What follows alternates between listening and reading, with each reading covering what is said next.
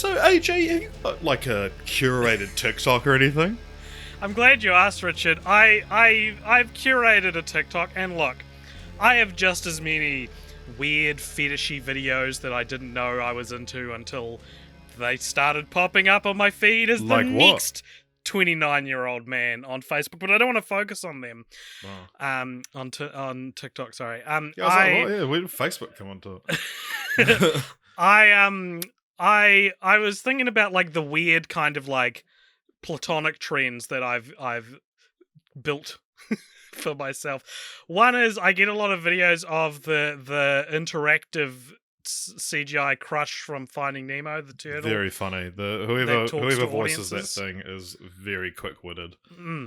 I also get a lot of like pet lizards getting their skin, like they've shed their skin, and their owners are helping them shed their skin, and they'll pull out these The plugs nose out bit. of their noses, Yeah. and whenever they do, you see the lizard go like, yeah, it's like that. It's sort of a very gentle of closing of the eyes to indicate that yes, this is what This this is what lizard I wanted. needed. What about you? Do you have any funny trends or things you wouldn't think were your interests? I get both of those. You know the ones that's like, whatever I do, and it like swipes along, and you're supposed to swipe along with it. I've not interested so many of those videos, and I still get them. Hate those. I'm currently getting a lot where it'll be like a picture of like a woman or like a sports team or something like that, and it will have like 40 slides, and on like the 38th one it's a nude, and I guess that's their way of getting past the TikTok. Oh, really? I guess, yeah, people are like, checking these things for nudity, and they go, well, I'm not scrolling through 40 slides. I'm sure that none of them contain nudity. Do you ever get the thirst traps from people who are like, how's your pause game? Because for one flash frame, they're like wearing a bikini. But if you go to the stitch function, you can move the timeline to wherever you want. Yeah, or you can like download the video and then just pause it on yourself. Yeah, I mean, it's very We're dirty bastards here. TikTok is it's a real mixed bag. But you know what's less of a mixed bag is the Child's Play franchise, also known as the Chucky franchise. Oh shit. Welcome everybody to the final of Spooktober 2022 on Cult Popture, the Cult Popture podcast. This is of course film franchise Fortnights, where we watch a film franchise every fortnight, either based on random selection or voting from our patrons. I am AJ, that is Richard. We were both just discussing how fucking long this episode is probably going to be. Yeah, so I didn't let AJ's little preamble about his TikTok algorithm. I didn't let that delay time recording. He started telling me, and I said, you know what? This is too good content to not give our fans. And so, yeah, that's why you guys were lucky enough to hear that. Privy to it. I was telling my friend to download TikTok. I was saying it's a lot of fun, and he was like, oh, can I have a scroll through your For You page? And I was like, no. And then a week or two later, he came up to me and he's like, oh, bro, so I downloaded TikTok. And I know why you wouldn't leave me. The other thing I've accidentally become really into on TikTok is fairly mean-spirited pranks. Which just, I'm more like interested in the depths of humanity than impressed by them. But it's people like will go into like a convenience store and start speaking in a funny voice to the confused old store manager. And it's like, I'm probably on the store manager's side, but I'm fascinated that someone's doing this. I'm really fascinated by people like obviously staged ones. There's one of my favorite ones is a guy goes into some sounds like the start to a joke. A guy goes into some establishment and let's say a bar, and he orders a drink, and he's like, she goes, what's the name for the order? And he goes, Mike, and she looks disgusted, like horrified, so offended the fact that his name is Mike. And then she goes, yeah. And he goes, last name? And he's like, Oxmall? And she's like, yeah, okay. And then she storms off and then comes back with a drink, throws it in his face, and says, drink for young Aaron. I've seen your TikToks. Get out. But she's holding a phone as well. So she's obviously recording her side of the audio.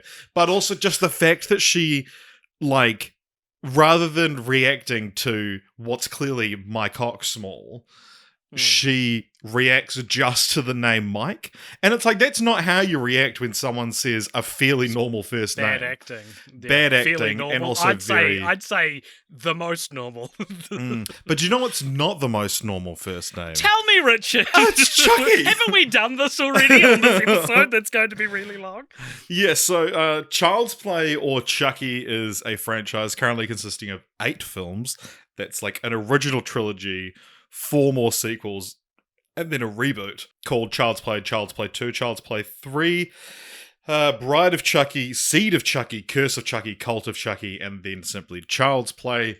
This is the first film directed by Tom Holland, who we've seen before. He created the Fortnights series. I'm not talking about Tom Holland, the bloody web slinger. I'm talking about Tom Holland, the 80s fun horror genius, apparently. He's had a good time on Spooktober 2022 because he had something to do with the Psycho sequels as well, didn't he? Yeah. A lot of spotlight for the other Tom Holland this month. Yeah. Not a lot going on for Spider-Man Tom Holland this Spooktober though. But yeah, the franchise is the brainchild of Don Mancini, who I've written here is openly gay. Which, you know, very cool. Very cool. It kind of becomes more important later on. But he's... Yeah, it stars... it revolves around a killer doll. I'm sure you're familiar with some of the iconic imagery. The little redhead doll, voiced by Brad Dourif. And we'll get into the history of... It's a fun surname, man. Yeah, Dourif. Brad Dourif. Brad Dourif. And... yeah, we'll get into where Chucky comes from as we talk about this, the first film. Child's Play came out in 1988, directed by Tom Holland. As I mentioned, what do you think it has on Rotten Tomatoes? Let's go 80%. Ooh, way off. It's actually 71. That's not way off. Why do you always say way off when I'm within 10? That's a good guess. So, what is Child's Play? And I want you to focus, AJ. Just Child's Play 1988. What is it about? Okay. So Child's Play as a series is Brad Dourif plays Charles Lee Ray, who is an escaped serial killer. He's called the something or other Strangler, presumably because when he was human, he strangles, which he never seems to do as a haunted Well, he's got doll. little hands. That's true. So the movie starts with him getting chased down by the police, where he's shot to death inside a toy store. Where as he's dying, he grabs a hold of a good guy doll, which is the latest toy craze, and there's the creepy little 4-foot high ginger dolls. Huge toys. They're huge. I mean, not scary. as far as people go, but as far as dolls go. Yeah. Ginormous. And the last thing he does before he dies is he says some kind of voodoo ritualistic prayer, which you hear dozens of times per movie. Yeah, do you remember it? I remember, give me the power I beg of you, because I always expect him to say, give me the power I beg of you, because it rhymes with the previous line I can't remember. Nice. But he never does. He never says yeah. Anyway, it transfers his soul into this good guy doll. Meanwhile, there's this little 6-year-old boy named Andy Barclay, and his mum, Karen, manages to score a cheap good guy doll for him. He loves good guys. He watches what I think is maybe a cartoon animated series for good guys, and he finally gets a good guy doll, and it's this cheap bootleg one that his mother managed to get, but it turns out it's actually Charles Lee Ray in the form of a doll. From earlier, and it's basically about this little boy trying to convince everyone that the murder's happening around him. are because of the doll, and the mum eventually discovers the truth, and so does the cop. And it ends with them fighting off Chucky, where they melt his plastic face off his animatronic metal body, and kill him to death. And it's there's a cool bit where him to death. I did that intentionally. No, okay, there's a cool bit. It's not the official way he dies, but you think it is when it happens. Is when Andy goes to light the match to set him on fire, and he goes, "But Andy, I thought we were friends to the end." And the 6-year-old kid delivers like a kiss-off line for the ages, which is incredible work for a 6-year-old, where he says, "This is the end, friend," and then sets him alight. And I thought that was quite fun. Yeah, so what did you think of this, and have you seen any of these movies before? So I have not seen, I think maybe a lifetime ago, I caught the second half of Bride of Chucky on TV, but I didn't remember anything about it. The biggest exposure to Chucky I had was earlier this year, where I was staying with my brother in England, and he watched a bunch of the TV show, and I caught the like tail end of the first season, and I was just like, this is awesome. And then at some point between then and now, I saw the like Rotten Tomatoes scores for the series, and they were quite promising. Oh. And I think because it's strange Chucky, that you were so far off with your prediction of this one. Well, I knew they were all vaguely positive. Oh. Or at least they end on a high. I know that much. All right, well, there goes my big fucking reveal. Very, very slow reveal. Reveal in 8 parts. I guess it doesn't end on a high then if we're... Or does it? Who knows? Continue. Who knows? And because Chucky for a long time has been the white whale of film franchise Fortnights. It has missed out on winning the Patreon vote. I'm going to say at least 3 or 4 times. Probably up to 1,000. we have been gunning for it for a number of years to be the Spooktober franchise. It finally won, and so to then find out after like wanting to cover it for so long that it's actually quite a good or popularly received series, I was very intrigued, and I thought Child's Play 1 was really good. It's really fun, and it reminds me of Nightmare on Elm Street in the way that the first one's actually a lot more serious in tone than you maybe remember it as. It still is slightly, pretty comedic in a lot of places just because of the nature of a doll. It's a little doll. People. Yeah, but it is really good, and it's quite scary in some parts. The first death in the franchise is like really suspenseful, where you see like a little Chucky in the background run past camera, and you barely get a good glimpse of it. It's real spooky, and like I feel like the Child's Play series, and especially the first one, has got a lot of really good visual storytelling in it like that. And I really liked it. I thought the story was very compelling. I thought the ending was great. I really liked this film. What about you? So did I, yeah. It's very similar vibes to Fright Night, where this kind of, you just assume, 80s horror, probably going to be, whatever, but no, it's cool. It also features Chris Sarandon, who's also on Fright Night with Tom Holland. Oh, true. Yeah. Yeah, but the same as you, I had a great time with this film. I think the mixture of sort of... Because the series does become like more or less a straightforward comedy, like a comedy horror more than a horror comedy later on, but you hear just the little sprinklings of comedy are fucking hilarious. There's like the funniest part of the film, the best part of the film, is when Karen, the mum, is or like, all right, well, let's see if this doll's alive. Then I'm gonna chuck him in the fire, and it's this really drawn out scene of her holding him above his head, walking slowly towards the fire. You think, oh my god, is Chucky going to put himself through burning just to hide his secret? And then at the last second, he's like, fuck you, you fucking bitch, get your fucking hands on me. that is what I really love about the Chucky franchise. I don't know when, I won't go into it yet because I feel like there's going to be a part where we do a wide conversation of the series and No, the this is legacy it. it is it? It's at the I start. love this. I love this. I love Chucky. I think Chucky is such a fun character.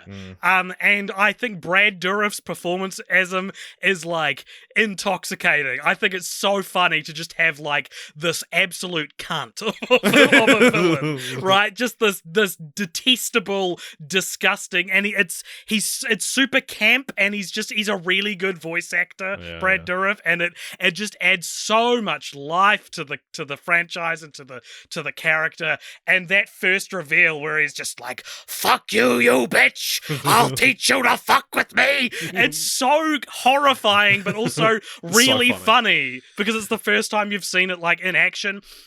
Also, it's all like in camera, like it's an animatronic puppet, and it looks great. It looks awesome. And I just and so impressed with it's the thing as well is that like I don't know how much I think in very recent years I've come to know that it's a serial killer whose soul gets transferred into the body of a doll, but I was assumed it was like possessed doll, who cares, yada yada yada, some bullshit explanation.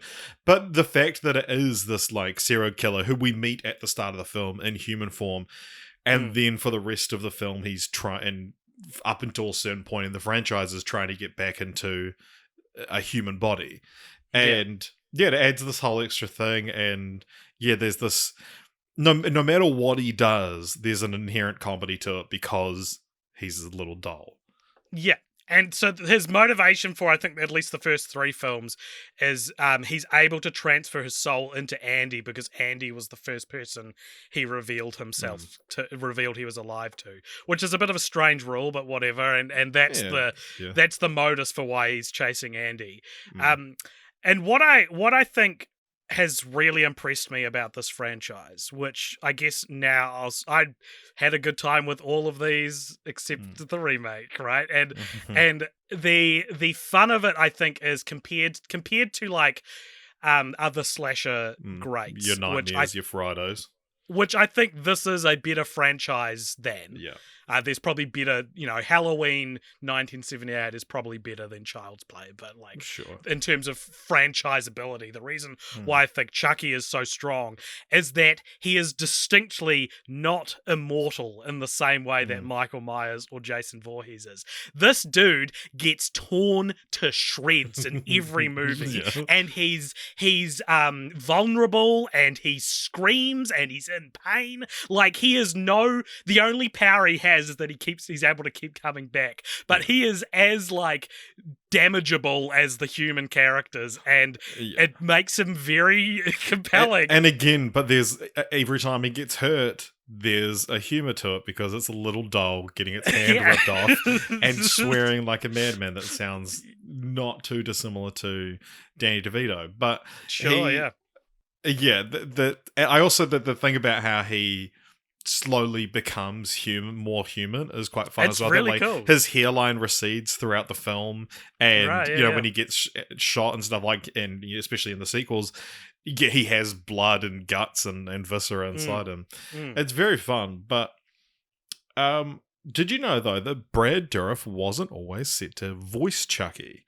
Wow! So he played on the table? Charles Lee Ray, right? Obviously, and then wasn't set to, due to scheduling conflicts, I think, was unable to record the lines for Chucky. So they actually recorded the whole film with a different person voicing. Do you want to take a guess as to who that was? Fuck! You have all of Hollywood, and here's a clue: you'll never guess. Okay, so it's not like a voice. No, it's Jessica Walter recorded all of the lines for Chucky. From Arrested Development? Yeah. Oh, yeah, okay. I would love to hear that. That's really interesting. Yeah, so, like, there's probably a computer somewhere that has... Release the Walter cut! Her version. Yeah, Lucille Bluth from... or Mallory Archer from Archer, if you so has done voice acting. Sadly passed away recently, but... Yeah, interesting.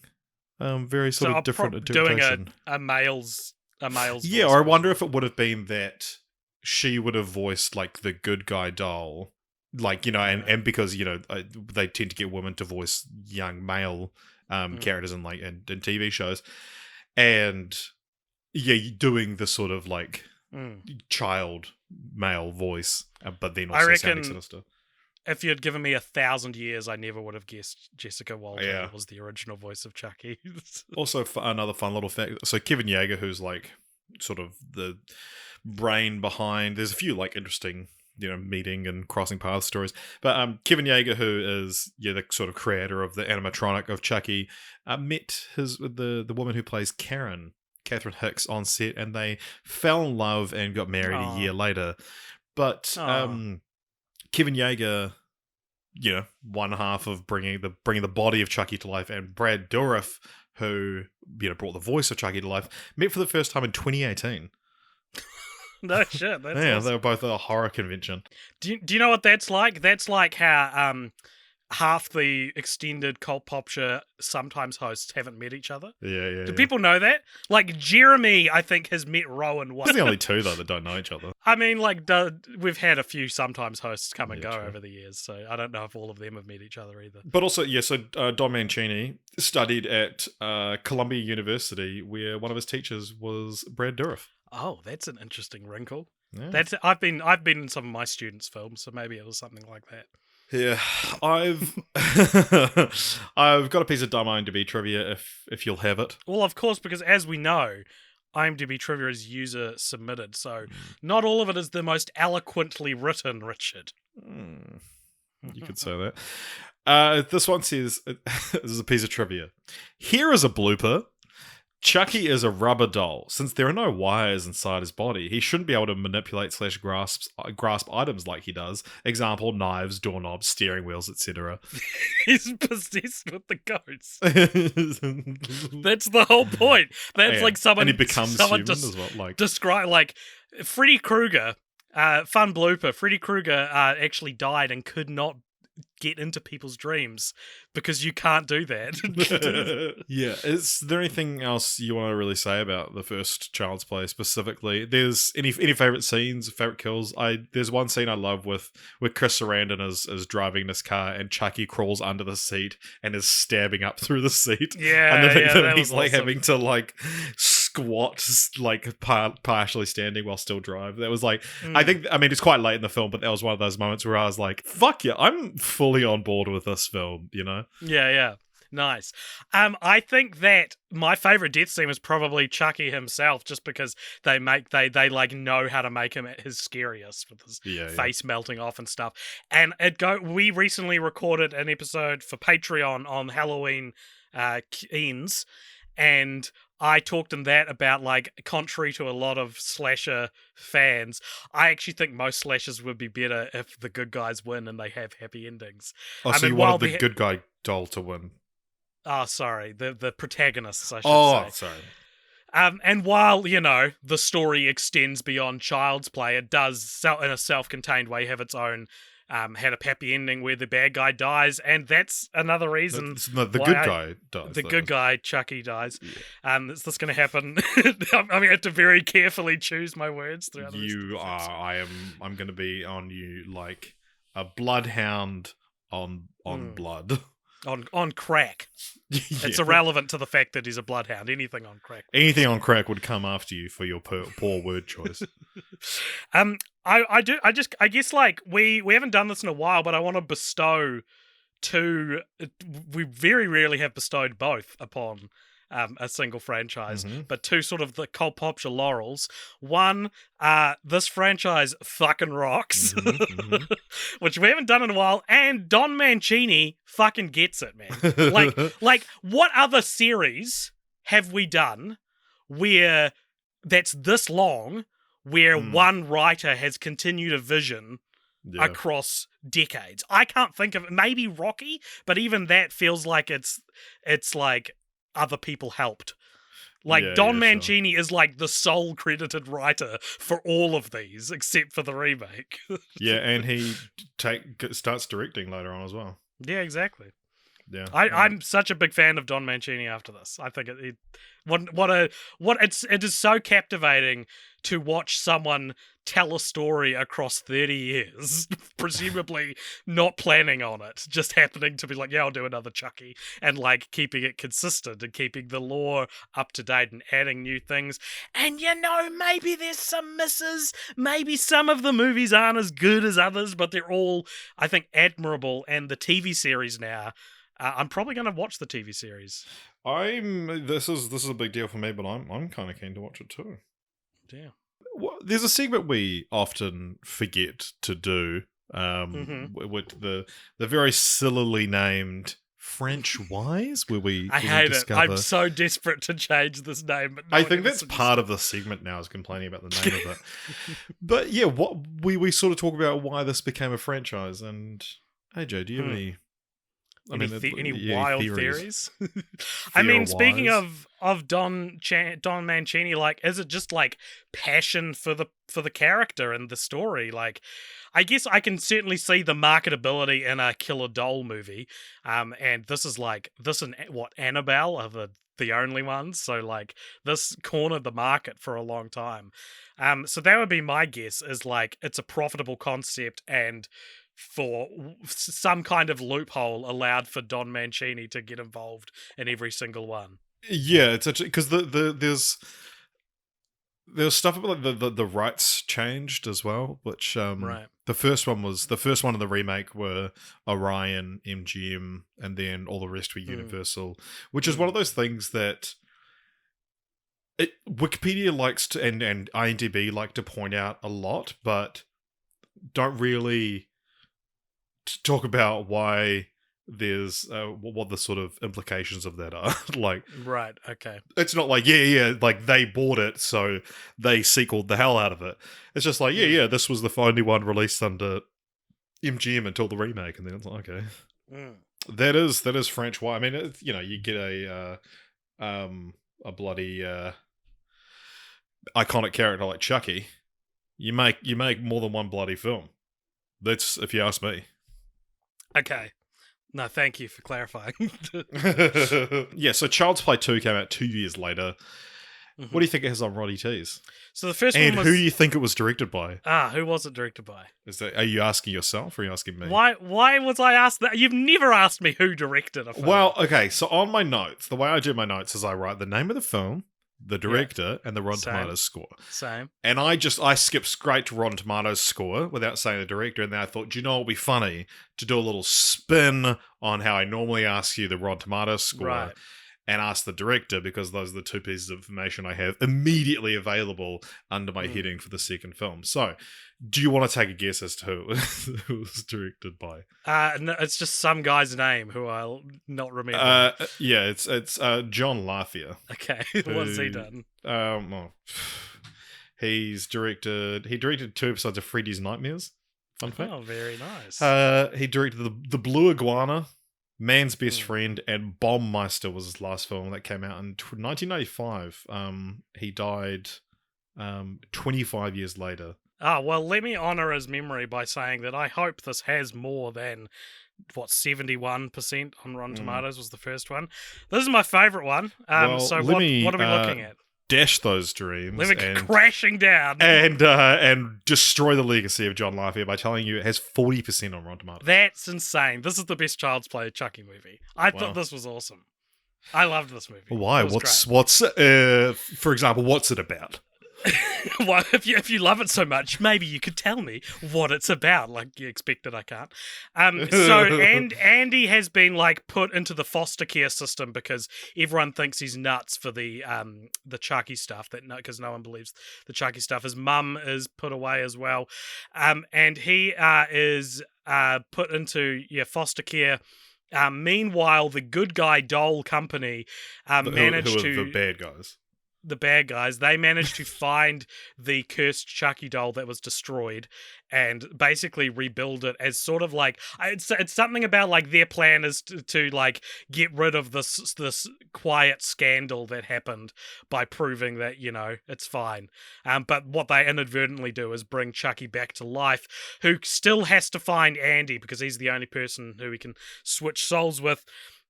And so it's basically Chucky tormenting Andy in his new foster home. He's got a strict foster dad and a less strict foster mum and a foster sister named Kyle, who is such a badass. Like just this. She's this cool girl that she's not like other girls. Like she's not like other girls. She's not. Well, she's not like other scream queens in the sense that I was watching this movie thinking towards the in the scarier moments, thinking like, I hope Kyle doesn't die. Yeah, I quite like Kyle. Like she wanted to survive, and so the foster parents get killed. The Andy's new teacher gets killed by Chucky, and Kyle escapes. And they go running around town together trying to escape Chucky. And they end up. The climax of the film takes place inside a good guy doll factory, where the big boxes. There's all these different good guy dolls. Just fucking heaps of boxes. Yeah, and Box City over here.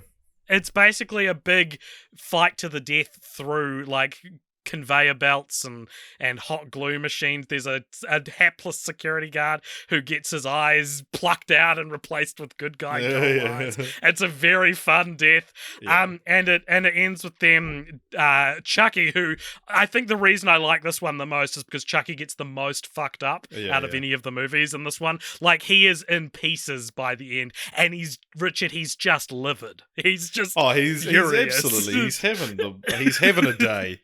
He's outraged, and it's just as so you fun. Would be, though, to be honest. But Brad Dourif is so great, and it ends with him, in pieces, getting a bunch of hot glue doused on him. Molten plastic doused on him. What Wikipedia calls a lethal amount of hot molten plastic.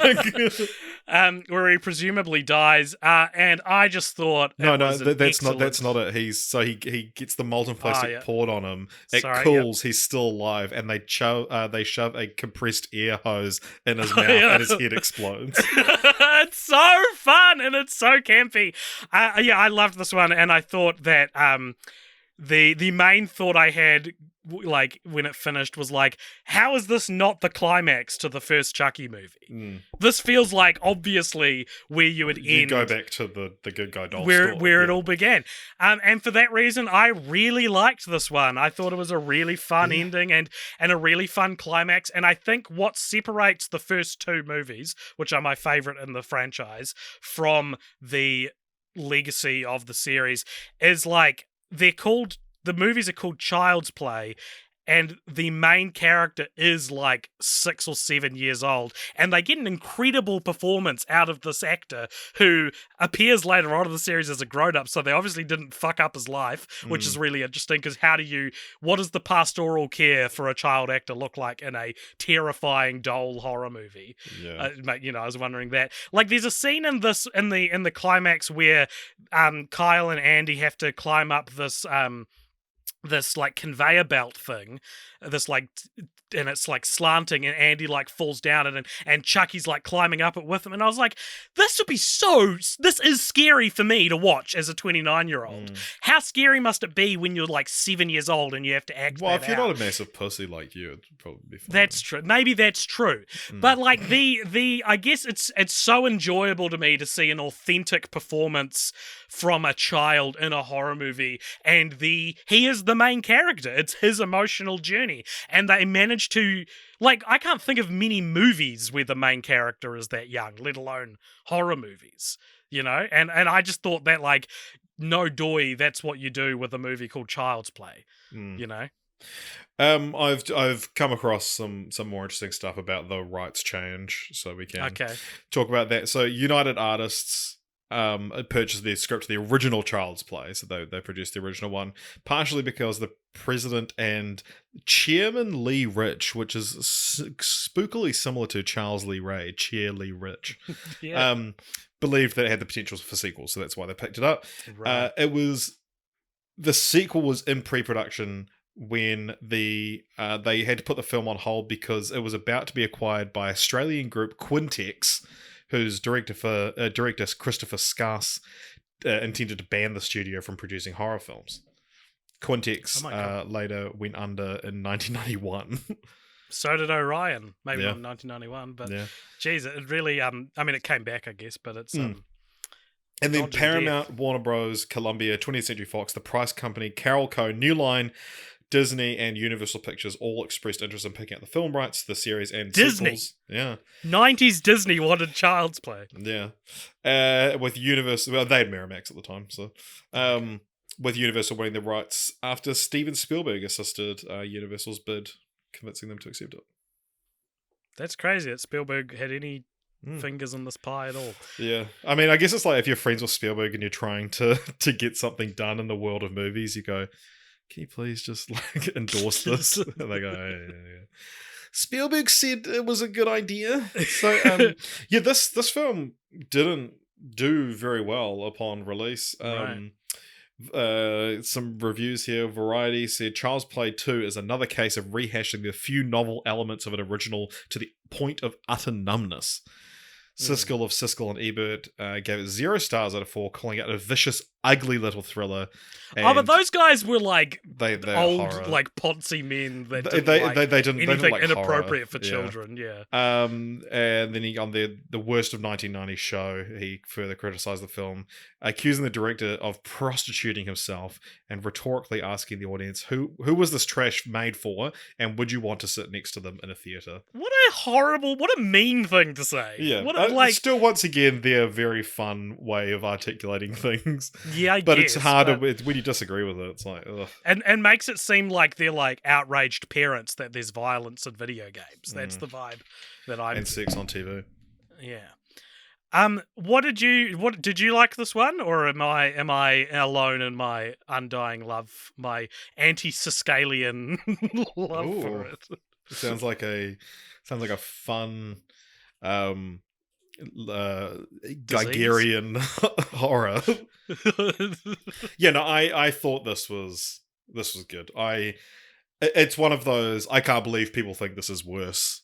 That it's like I put it pretty on par with the first one. I maybe don't necessarily think that it overtakes it, but it's just like I don't see why you would think this one is half as good as the last one, you know? I feel like sequels in this era got a lot more criticized than they do now for being like rehashing elements, which is what a sequel is like inherently a rehash. The doll's back, like, well, yeah. And so maybe that is true, but this could have very easily been Chucky tries to attack another child. I think it's really compelling that they don't really have any throwaway characters in this series. Like we get some very strange casting choices coming along in future movies who become integral to the beating core of the story.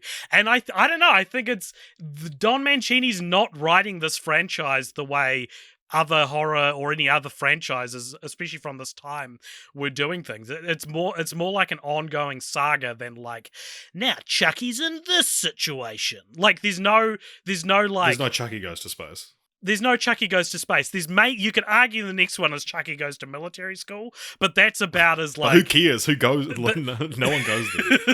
That's like as, what's the word? Episodic as the series gets, I think. That's the only real, like, themed one. Yeah. I guess the last two kind of have... No, you're totally right. We'll get I to am that. Right. Yeah, I thought I was right. How much more do you want to wax lyrical about your love for Child's Play 2? We are getting through this quite quickly, I know, but do you sorry, I was looking at David Kirshner's other work. He produced Cats Don't Dance, which we've covered on the yes. But he wrote the first three and some of the later ones, but he he made an unsold television pilot in 1990. This is what he's doing at the same time as Child's Play 2. It's called Puchinsky.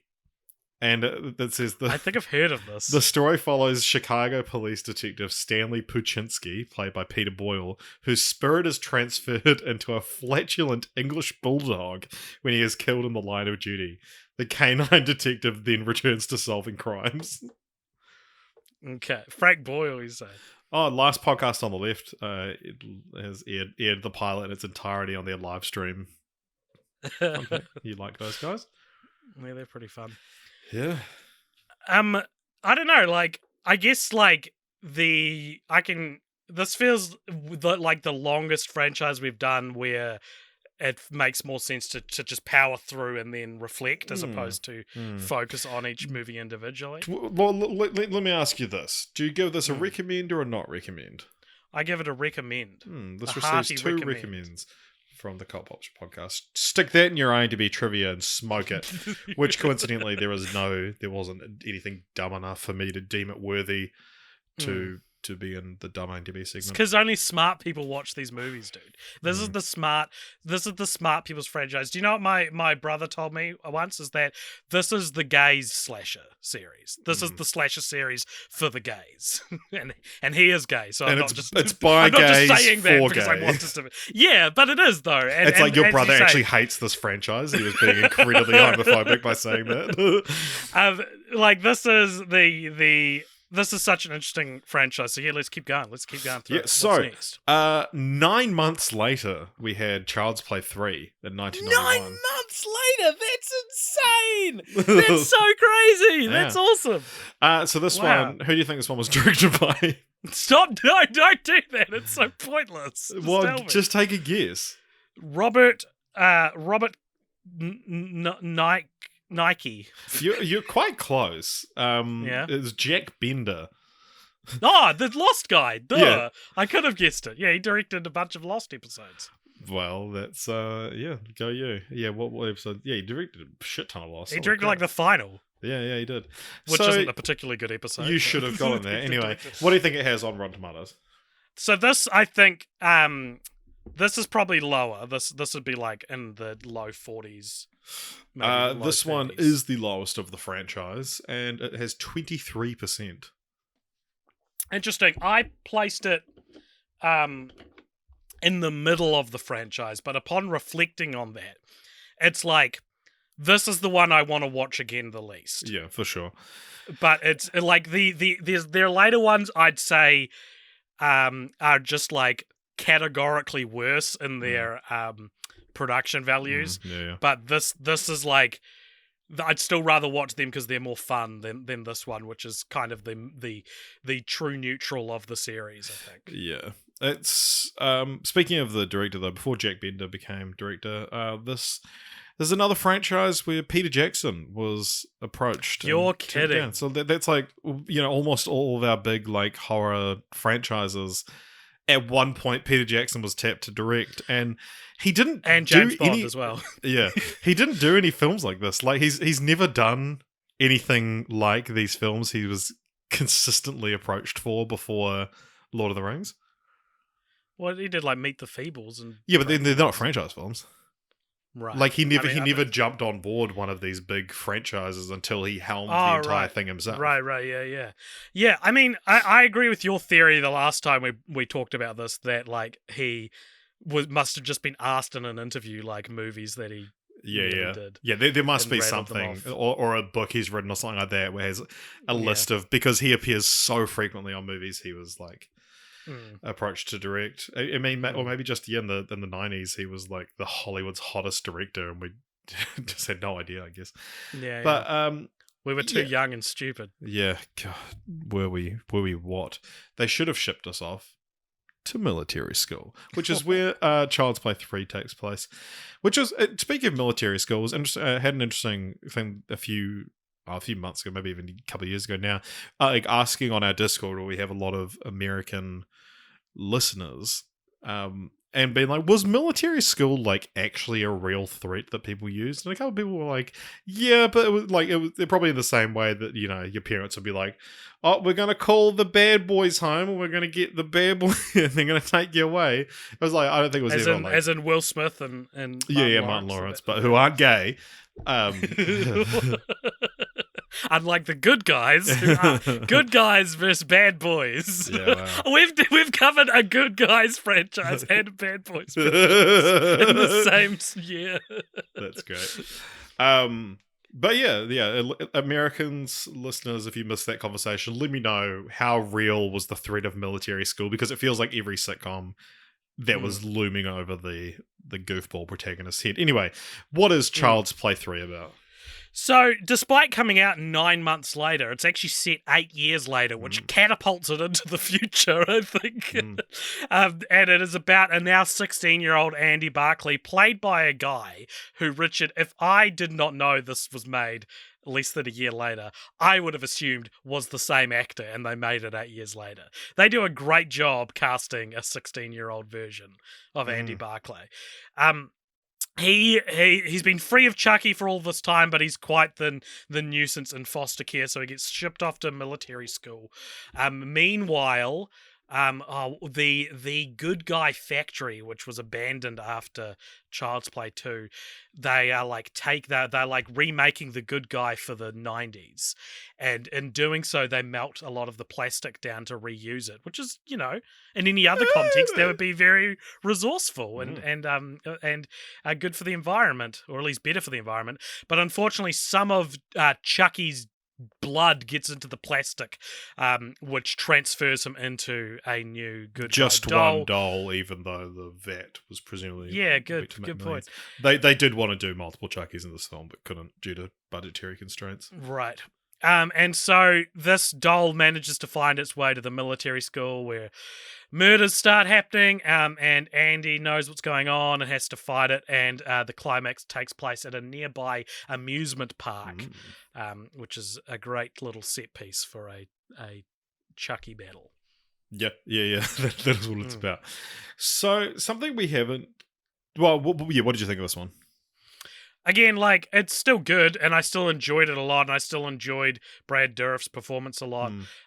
It's just, the as I said before, the thing this one loses is, a Child's Play movie, the main character should be a child, and I'm not as compelled by a teenage Military Andy skill. as I am by... Although there is a younger kid in it who, true. in the new body, Chucky tells the secret to, and then realizes, I don't need to go after Andy, I can now try and get inside this little boy.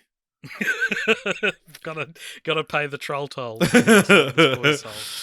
Fun fact about Child's Play as a franchise: it's the first franchise we've covered, didn't fact check this, to have the same initials as Cult Popture, and also features one of the two words in Cult Popture in one of the film titles in Cult of Chucky. That is fun. It's you should have fact checked it. Well, by adding the... What about Clethal Pippin? Ah, yes, I forgot about it. And Clace Pentura. The first... And Cloy Pori. And... Cloy. Clang Harpoon.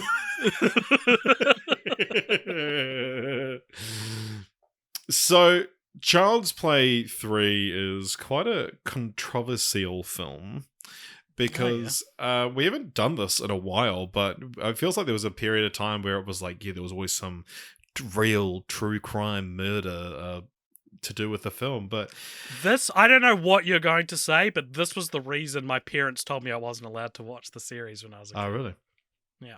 So, it became notorious in the UK, but it was suggested that it might have inspired the real-life murders of British children James Bolger and Suzanne Capper, which are separate incidents, both incredibly horrifying in their own way. James Bolger was 2 years old and killed by these two 10-year-olds. And it's this famous landmark case in how to...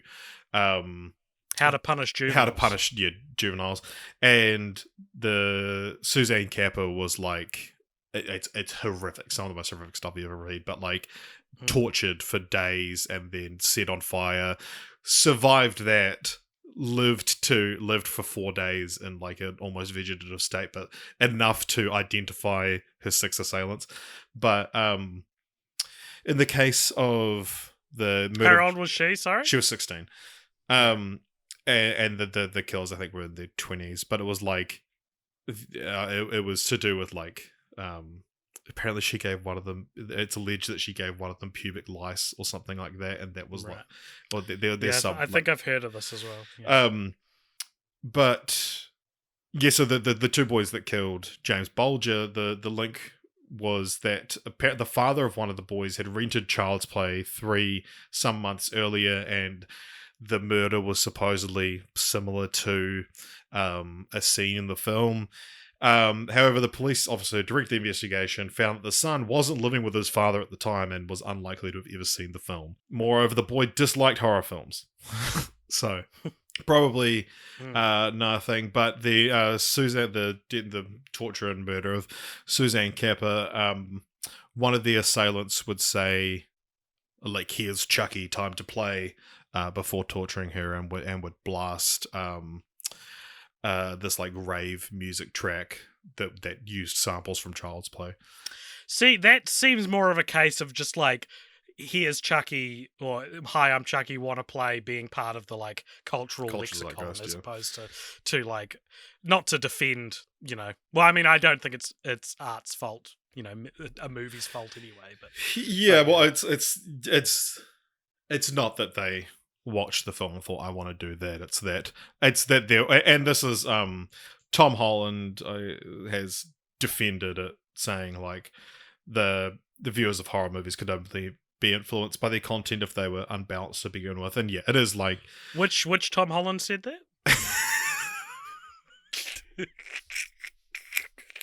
Bit of levity for this dark section of the episode. But yeah, like, if people are gonna do horrible things, they're gonna find some imagery to attach themselves to.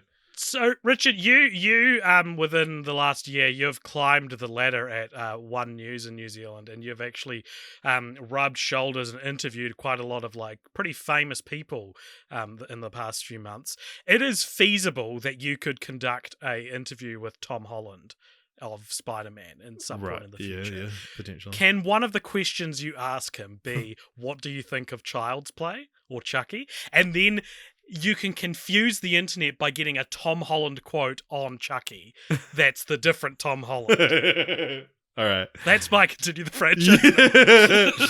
You heard it here first, folks. I mean, like, the best thing would be if Tom Holland appears in a Universal film. That I have quite good ties with them. So if anything coming up is Tom Holland in it, then... Or Chucky's Universal. Maybe Tom Holland could be in the next Chucky movie. Or I get an interview with Child's Play Tom Holland and ask him about Spider-Man. Ask him about Uncharted or Chaos Walking. Be like, Tom Holland said he hated the Chaos Walking. Yeah. Get him, or just like, you comment on some obscure piece of like Spider-Man lore and be like, get six storylines Tom Holland would love to see adapted into Spider-Man. Get Child's Play Tom Holland to say, I hate Spider-Man, Marvel have ruined it. Or something like that. Tom Holland says he'll never work with Marvel. So the what do you call it? The sort of tighter schedule of this film meant that Dom Mancini doesn't really like this one. He considers it his least favorite because he was, after making 2 films, he felt he was out of ideas, but he was contractually obligated to just churn one out straight away. Right. And I think Brad Dourif also considers it his least favorite. Right. Interesting. I mean, I could see that. And my brother told me it was his least favorite as well. It's just the least remarkable, really. Yeah, it totally is. That's totally what it is. But I thought the climax was cool. They knock Chucky into a really dangerous, just open fan at this this amusement park in a haunted house ride where he gets torn to pieces, and that was fun. And I liked that an animatronic Grim Reaper slices half his face off, and that was a big reason I didn't like this one as much as 2, is because Chucky doesn't get as fucked up, and that's what I want to see happen in a Chucky movie. Yeah, it's also like I feel like the original films before the reboot sort of fit neatly into these like pairs. So like Child's Play 1 and 2 are like the young Andy Barclay, Bride and Seed are the sort of comedy, and then Curse and Cult are the 2 low budget and follow the same characters across. So then Child's Play 3 is just left, and also the whole like came out 9 months later thing. It all just feels like the problem child. The bad dog. That should be called Problem Child's Play. Nice. Yeah. Problem child of Chucky.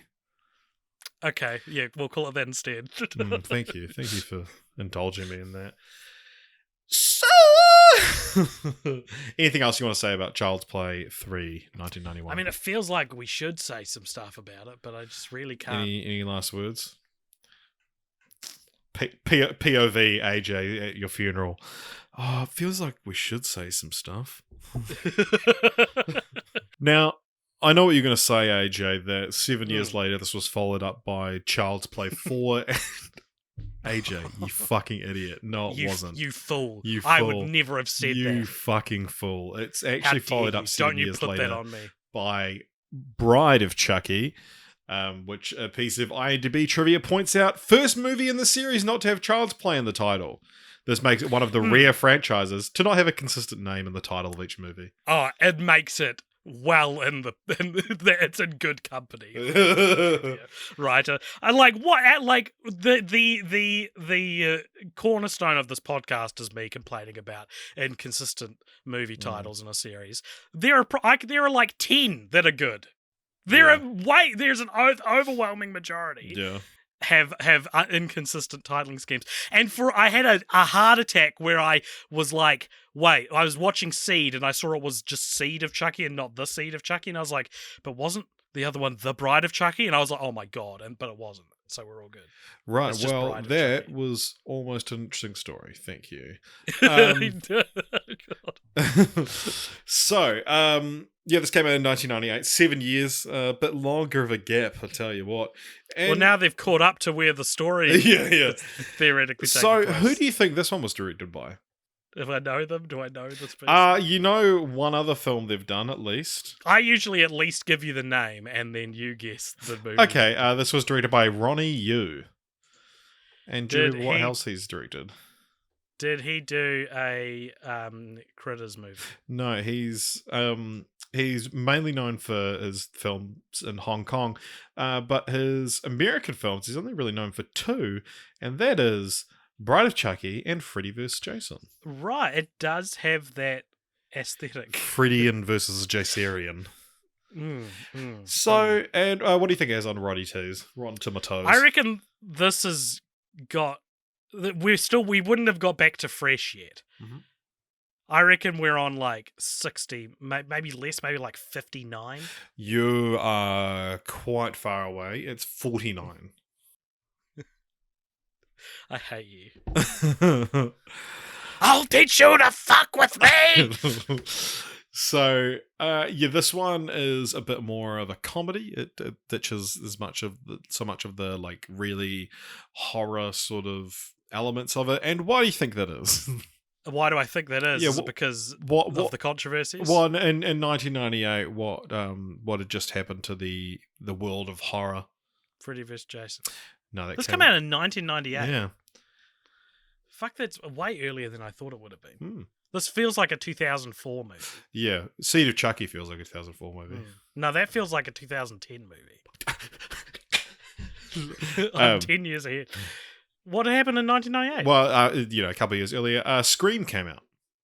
And right, so in a post-Scream world. Yeah, a post-Scream world, this is how you do. And yeah, Mancini said that, like most genres, the horror genre goes in cycles, and I think we can thank Kevin Williamson and Scream for reinvigorating the market. Over the years, I'd been imagining new scenarios for the series with his previous successes. We knew it was just a matter of time before we'd bring Chucky back, and David Kirshner and I felt that it was important to bring him back in a new way.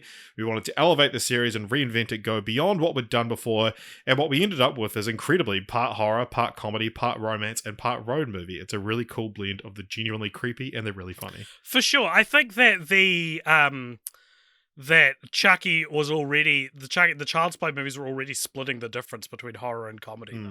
So it's not like it's following in Scream's footsteps entirely. Like, I think it's still but it's it's pioneering its own steps. Yeah, following in its own steps. Yeah, good. So so what is Bride of Chucky about? All right, so introducing a new character named Tiffany, who's played by Jennifer Tilly. It truly is the female Brad Dourif in a lot of ways, I think. I would call Fiona Dourif that. No, that's the Tiny Toon Brad Dourif.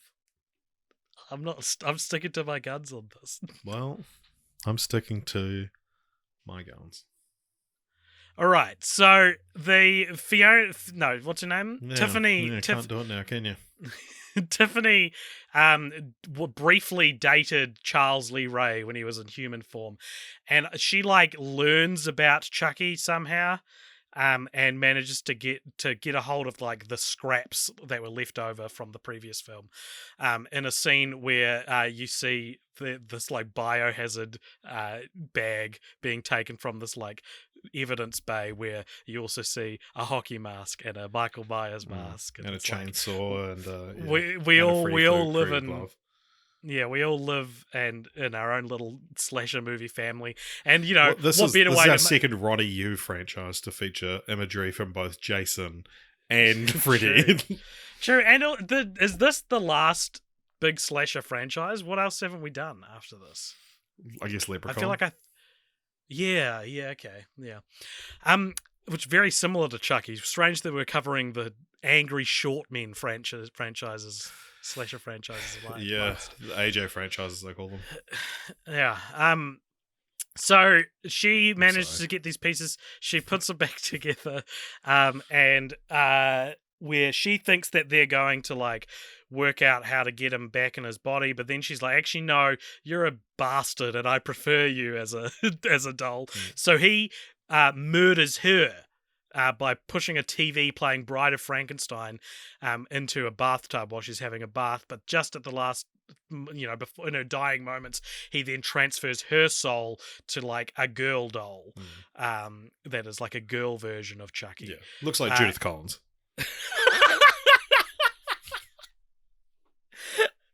And so they then realize that they both need to get into human bodies, and they pick a couple that they like. One of them's played by Katherine Heigl, and they sort out a situation where her boyfriend is going to pick up the dolls, and they're going to road trip to a cemetery where what is it? It's like the necklace, the artifact that can do the soul shifting is in Charles Lee Ray's grave. It's in his grave, right? Yeah. The amulet. And so they're trying to get this couple to take the two dolls to get this amulet, but along the way they can't help but start murdering. And everyone thinks, the whole world thinks it's this Bonnie and Clyde couple that are doing it, when it's actually Chucky and Tiffany. There's a very funny doll-on-doll sex scene, 3 or 4 years before Team America? Yeah, which was apparently improvised. I don't know what that means. By the dolls? And it ends with sort of the main characters work out what's going on. They're like fighting them all the way there, and then they have a big fight at the grave. Chucky gets killed, and Tiffany is killed. The couple go on the run, never to be seen again, presumably. And then Tiffany gives birth. They'll totally show up in like season 2 of the TV show. Yeah, well, if they're willing to pay Katherine Heigl money. Yeah. Katherine Heigl money. What else is she doing at the moment, though? I don't know. Anyway, some political show. Tiffany then gives birth to a disgusting little Chucky doll baby, and which we then see in Seed of Chucky. I presume you had nothing else to say. I'm just kidding. I'm just goofing. Goofing. Don't. What do you think of Bride of Chucky? For me, I loved this one. I thought like Bride and Seed that have this really camp horror element. That like in the whole series, that's what I responded to most. I think that's just my vibe. And yeah, Jennifer Tilly is like a missing piece of the puzzle of this franchise, and just slots into the world so seamlessly. And she's also very attractive in this film, and like a real like in a way that makes me feel kind of Oedipal. Okay. Not that I want to bang my own mum. That's what it sounded like. But AJ. no, but she's Jennifer Tilly's got like a very motherly, nurturing. Is it because she has big mommy milkers? Is that what you're saying? Maybe that is it. I thought I liked this one. I have it was like when I watched it, it was the lowest ranked one so far. Though I think I'm gonna shift it up to above Child's Play 3 just because of the eliciting it elicits more from me than Child's Play 3. Boner wise. Boner wise, I still liked it though, and it's like I think again, similar to when we did Alien Resurrection, I brought up how like a year ago on the Discord, someone was like, AJ, are there any bad movies that you unironically like? And I couldn't give them an answer, and I kept thinking about that question for like a year. This is a great example of it as well, where it's like, this is a great movie. Well, I think it's like a 2.5 star out of 5, but I loved it. I gave it a heart, and I think that's that similar to Alien Resurrection. It's like this has got a lot of stuff in it that probably is falls apart under critical evaluation, but it's a lot of fun, and as you say, it's really campy. John Ritter is in it. He gets nails to the face. And Chucky says, "Why does that look so familiar?" Yeah. Which is a Hellraiser reference. Which, again, apparently that line was improvised. Which is weird because he records his dialogue so far in advance. And which means that this has like cameo appearances or references to like every slasher that we've done. Yeah, nothing to Leprechaun, although in the Child's Play remake there is a reference. That when they're talking about releasing the new version of Buddy, it's called, and instead of the Good Guy doll, but the new Buddy has a leprechaun outfit it can wear. That's right. But also, a further little fun reference to another horror franchise we've done is that there's 2 of Rob Zombie's songs in this film, and Brad Dourif actually stars in Halloween and Halloween 2 directed by Rob Zombie. That's right. Yeah. Yeah. What were some of your favorite bits of this movie? I really enjoyed the comedy, and I think that Chucky works just as well as a creepy little doll running out of focus in the background of a shot as he does as like a sarcastic dickhead. Yeah, and I think this one in Seed especially, I really enjoy seeing him pitted against a foil in Tiffany, because it's like there's a way of thinking about this series, and this is how I think this is what I think is like Halloween or Friday the 13th's downfall. Again, is that it's that immortality, it's that like unstoppability to the characters, and I think Chucky, as I already said, was so interesting because he is very much stoppable, and this is a new way to bring that out of having like his his bride whom he keeps like betraying, catching on to that and then being like, no, actually, fuck you, and he's just like, what? And Will you stifle yourself? He doesn't actually say that, but okay. Because also, because like in this film, when he comes back to life, Tiffany, when she's still in a human body, just locks him in like a crib, and he's powerless. He can't do anything. And Jason would just be like, you'd open it again, and he's not there because who cares, But Chucky's just like, okay, I'm stuck in here, I guess. Is this also the first one where Chucky gets his like new iconic look? I feel like the Scarface Chucky continues forth throughout the series. Because is this the same? No. Because the other ones have been new dolls, but does this doll stay the same? Does he stay in the same body from here on out? Yeah, it changes a little bit.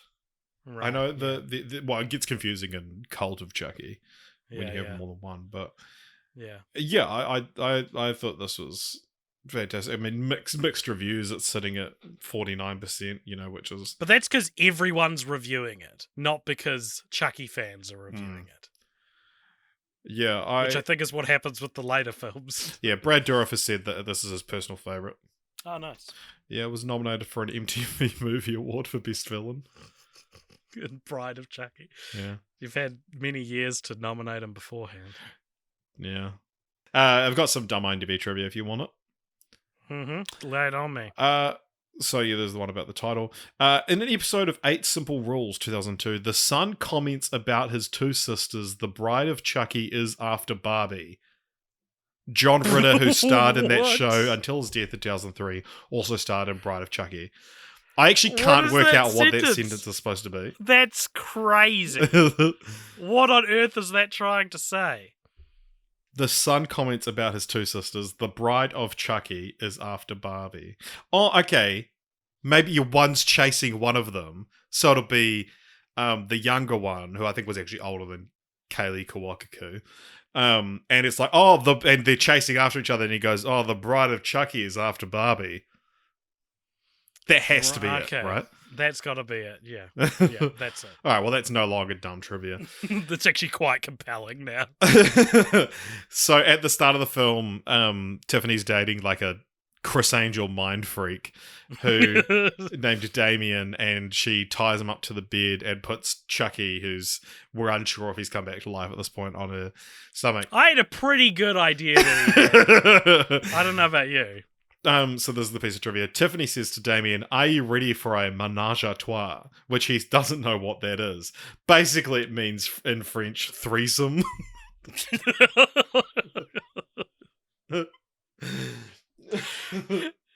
You can apply this to like any movie that mentions ménage à trois. Yeah. Like, ménage à trois basically means threesome in French. Basically, in French, it means in French threesome. the syntax of that sentence also tickles me.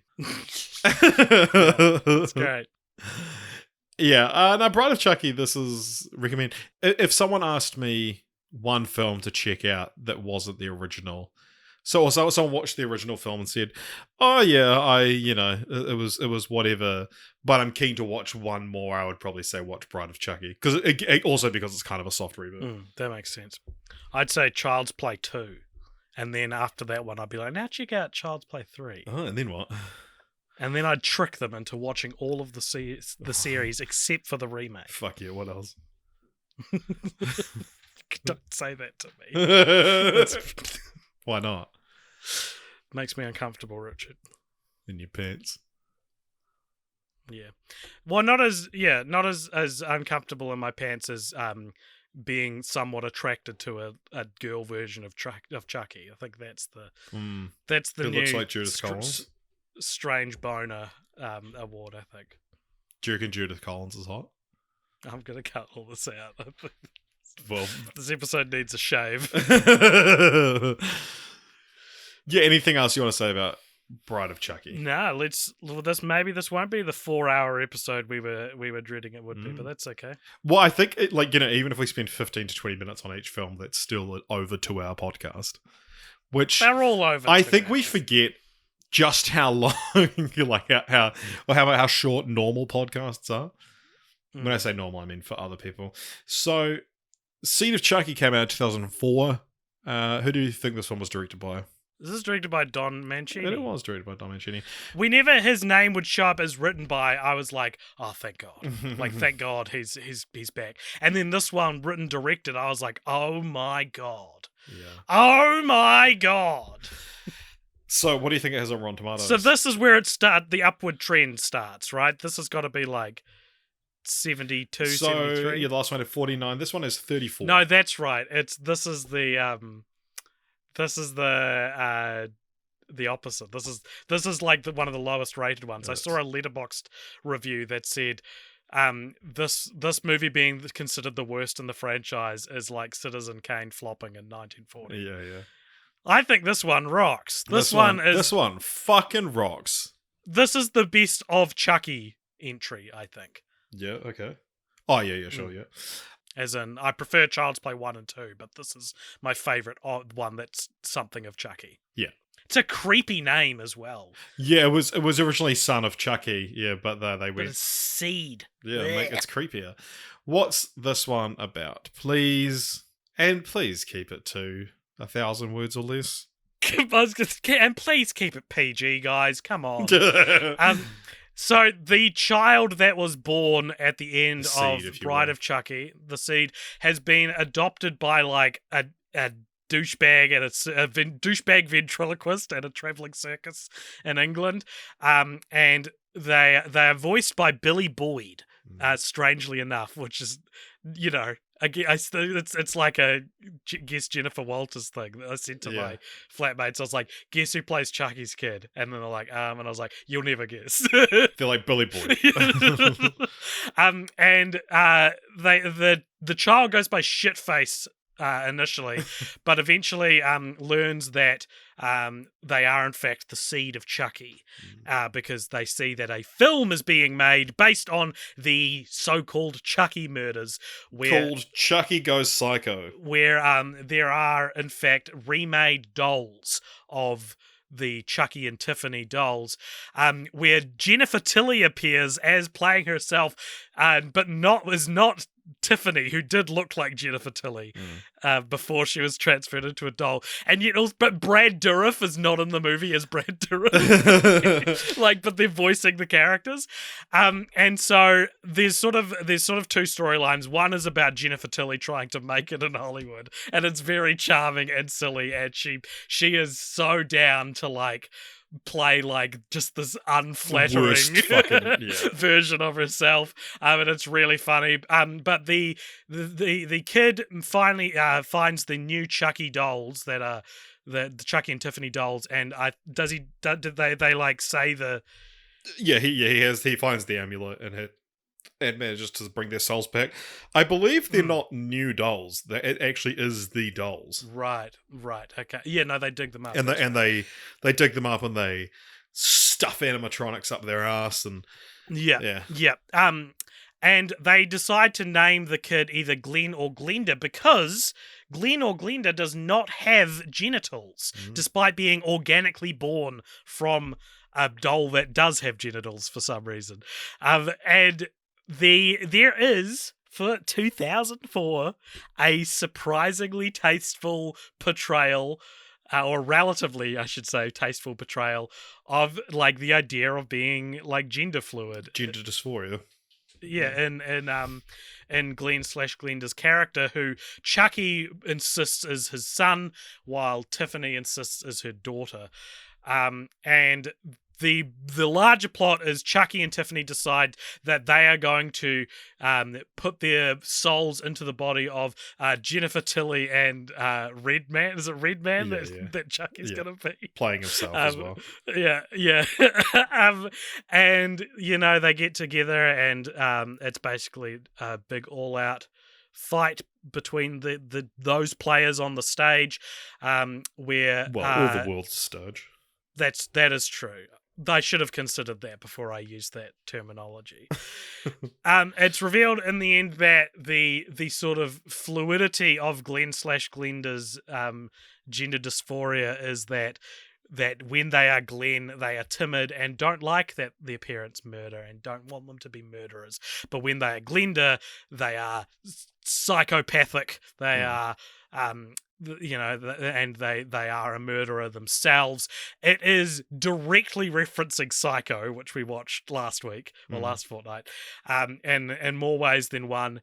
And I didn't. Can you explain the ending to me? Because I'm a little unclear on who's in whose body by the end of the series of the movie. Yeah. So basically, in Jennifer Tilly survives.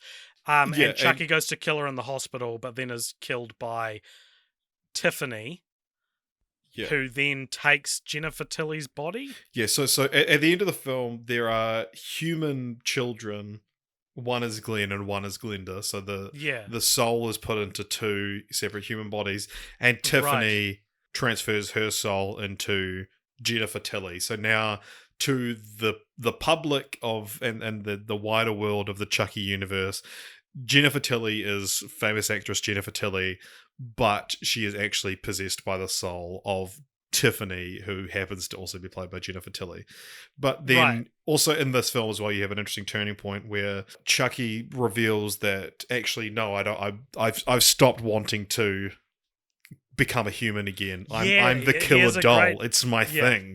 I'm the guy. I really like that. Yeah, there's also a great... One of my favourite jokes in this movie is when he uses an axe to bash open the door and everyone's screaming, and then he pokes his head through in a classic Shining send-up, and then he just goes, I can't think of a single thing to say. And it's that's everything in me expected here's Chucky, but instead we got a great little subversion of that. The Seed of Chucky had some trouble when Universal Pictures rejected the script they expected a more conventional slasher film, with the son being a murderous villain, and they rejected the script, writing a note saying, "This is too gay." Well. Imagine giving that to a gay writer. That's so upsetting.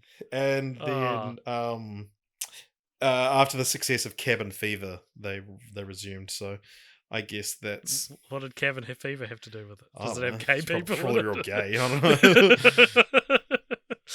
Interesting. Also, the name Glenn or Glenn and Glenda comes from the 1953 cult classic Glenn or Glenda, which is an Ed Wood film where he plays the title character. And this also has John Waters in a recurring role in it, which is awesome. I mean, he must have loved. It's funny to call in a film to call it a recurring role, right? As in, he's not like. He's only in the one film. He just is in a few scenes. Yeah, but it's like he's in it. He's like what? He's a photographer. A photographer who is initially seen as part of the paparazzi trying to paparazzi Jennifer Tilly, and then ends up getting killed by Chucky. But it's more just like when I first saw him, I was like, oh, that's fun. They got a cameo from John Waters, but then he ends up being like a secondary character in the whole thing. Speaking of directors acting in this film, so Redman, who is producing the rapper who's making a film about the Virgin Mary, and Jennifer Tilly really wants the role. Originally that part was offered to Quentin Tarantino to play himself in the film, but he declined. He would have loved doing that, I feel like. I don't know, maybe do you think Quentin Tarantino wants the image of being like a creepy woman? Actresses can sleep their way up. Well, that's the thing. I think just the fact that it's playing himself, he wouldn't do, but I think he would, removed from his real world persona, I think he would love Seed of Chucky, and he would find playing that character fun. Because you think about his character in From Dusk Till Dawn, and it's he kind of likes these campy, despicable, and I'm sure he was probably flattered to be asked, but I fucking loved this film. I thought it was so good. This might be my favorite. Yeah, for sure. To be honest, I think the character of Glenn and Glenda is so fun, and the immediate sort of turn that Chucky has when he realizes that he maybe has a son. It's just so funny, and there's I became aware of the Chucky TV show really when there was a clip that sort of went viral when Chucky's talking to the protagonist of the show, who I think is gay, and is talking about how he's like, yeah, I've got a queer kid, gender fluid. He's like, you're okay with that? And he's like, I'm not a monster, Jake. And it's just this very fun sort of clip. And then I didn't realize that it's like, that's actually part of Seed of Chucky. I mean, I just kind of assumed that... I mean, I knew there was a film called Seed of Chucky, but I just assumed he was either lying or we hadn't seen this character. Well, maybe this is a good time to reflect on this in this franchise, is again, it's not just, like I said before, not only is this a single writer continuing a story over 30 odd years, this is also a writer who does not retcon anything from the canon. So this series in the next film takes a nosedive in terms of budget, right? And so there's a lot of cheap actors in the next films. They're now being paid big TV money because they're brought back for the TV show. It's super interesting. I'm trying to think of other examples of franchises that have taken their continuity really seriously throughout the highs and lows of their... maybe Phantasm is another example where the budget of Phantasm fluctuates movie to movie, but Phantasm they could always afford Reggie. They could always afford Reggie. The Phantasm 4 isn't just going to ignore Phantasm 2, and in the same way, the now critically acclaimed 100% on Rotten Tomatoes Chucky TV series is not going to ignore the 34% seed of Chucky just because it didn't do too well, which, look at fucking Halloween where they literally have multiple reboots in the franchise because of that very reason. I think and if you want more really information about those multiple reboots and how to navigate them, check out One News NZ on TikTok where you'll see a fun little breakdown, which, has 350,000 views. I also did a little breakdown on Bros, which is currently sitting at 700 views. That's so TikTok go check for that you, one baby. out. Yeah, they don't like gay stuff. I'm TikTok homophobic. I'm sorry. No, I actually think I got shadow banned because I said the word gay in a TikTok. But also interestingly, because obviously this has like explicit LGBTQ themes, and but in retrospect, talking about Bride of Chucky, Don Mancini said, once we introduced Jennifer Tilly's character, that brought a certain comedic camp vibe to the franchise, which I think is kind of historically a hallmark of gay culture, referring to the later sort of inclusion. But yeah, it is funny that including these sort of, I guess, gay icons. And like I do, like John Waters and stuff. I do want to say, like, I'm not gonna go out and be like, oh, Seed of Chucky is like such a great portrayal of like these, because people call Psycho problematic in the way it talks about like cross dressing or whatever you want to call it, and like. I think Seed of Chucky is progressive for the time, but it's not perfect. I don't want to be a straight guy coming out here being like, this movie is great representation when it's maybe not necessarily, but I still think I'll say it. It's crazy watching. It's still crazy watching a movie from 2004 which clearly is aware of these concepts and but doesn't use the F slur or anything like that. Yeah, like, and because there's a bit where Glenn/Glenda is talking to their parents, and they're like, sometimes I like to be your son, and I like to be a boy, and I like to be Glenn, but then sometimes I like to be Glenda. Is that okay? And Tiffany is like, well, for some people, and then Chucky's like, no, and it's like that line from Tiffany indicates. I guess this is me being naive and straight and raised Christian. I didn't know, like, to me, the idea of gender fluidity is, like, very new in terms, of course it's always been around, but in terms of, like, putting, like, terms to it and, like, recognizing it. That, to me, is something that has only just become, in my peripherals in like the last 5 or 6 years, whereas like this implies that people have been gender fluid longer than that. Well, yeah, exactly, and of course they have. Well, this is like when you claimed that Paul Bettany didn't exist before Master and Commander, when he's very obviously in A Knight's Tale. Now people don't need to become patrons, Richard, because you just spoiled the best part of that episode. But yeah, like. It's like, I thought gender fluid people only exist in the last 5 years, but Seed of Chucky proves they did before it. Proved me wrong. I guess I don't know. I just think it's an interesting thing to point out, and like it's still progressive for 2004. Well, it's the thing. It's for 2004, and it's like it's not treated as a disease or something that needs to be cured, or the source of Glenn or Glenda's madness. Whereas like in Psycho, it's like, no, he's crazy because he thinks he's a girl. This it's like, the two bodies exist, or two minds exist, and this person can identify as two things. One of them happens to be crazy. Yeah, right. Nice. That's a good way to put it. Oh, thank you. You see Chucky's little dinger in this film when he's dinger. You see his bloody wang. Yeah. Very funny scene of Chucky jerking it. And John Waters, who's being a like trying to get photos of. He's trying to paparazzi Jennifer Tilly. He's trying to paparazzi him.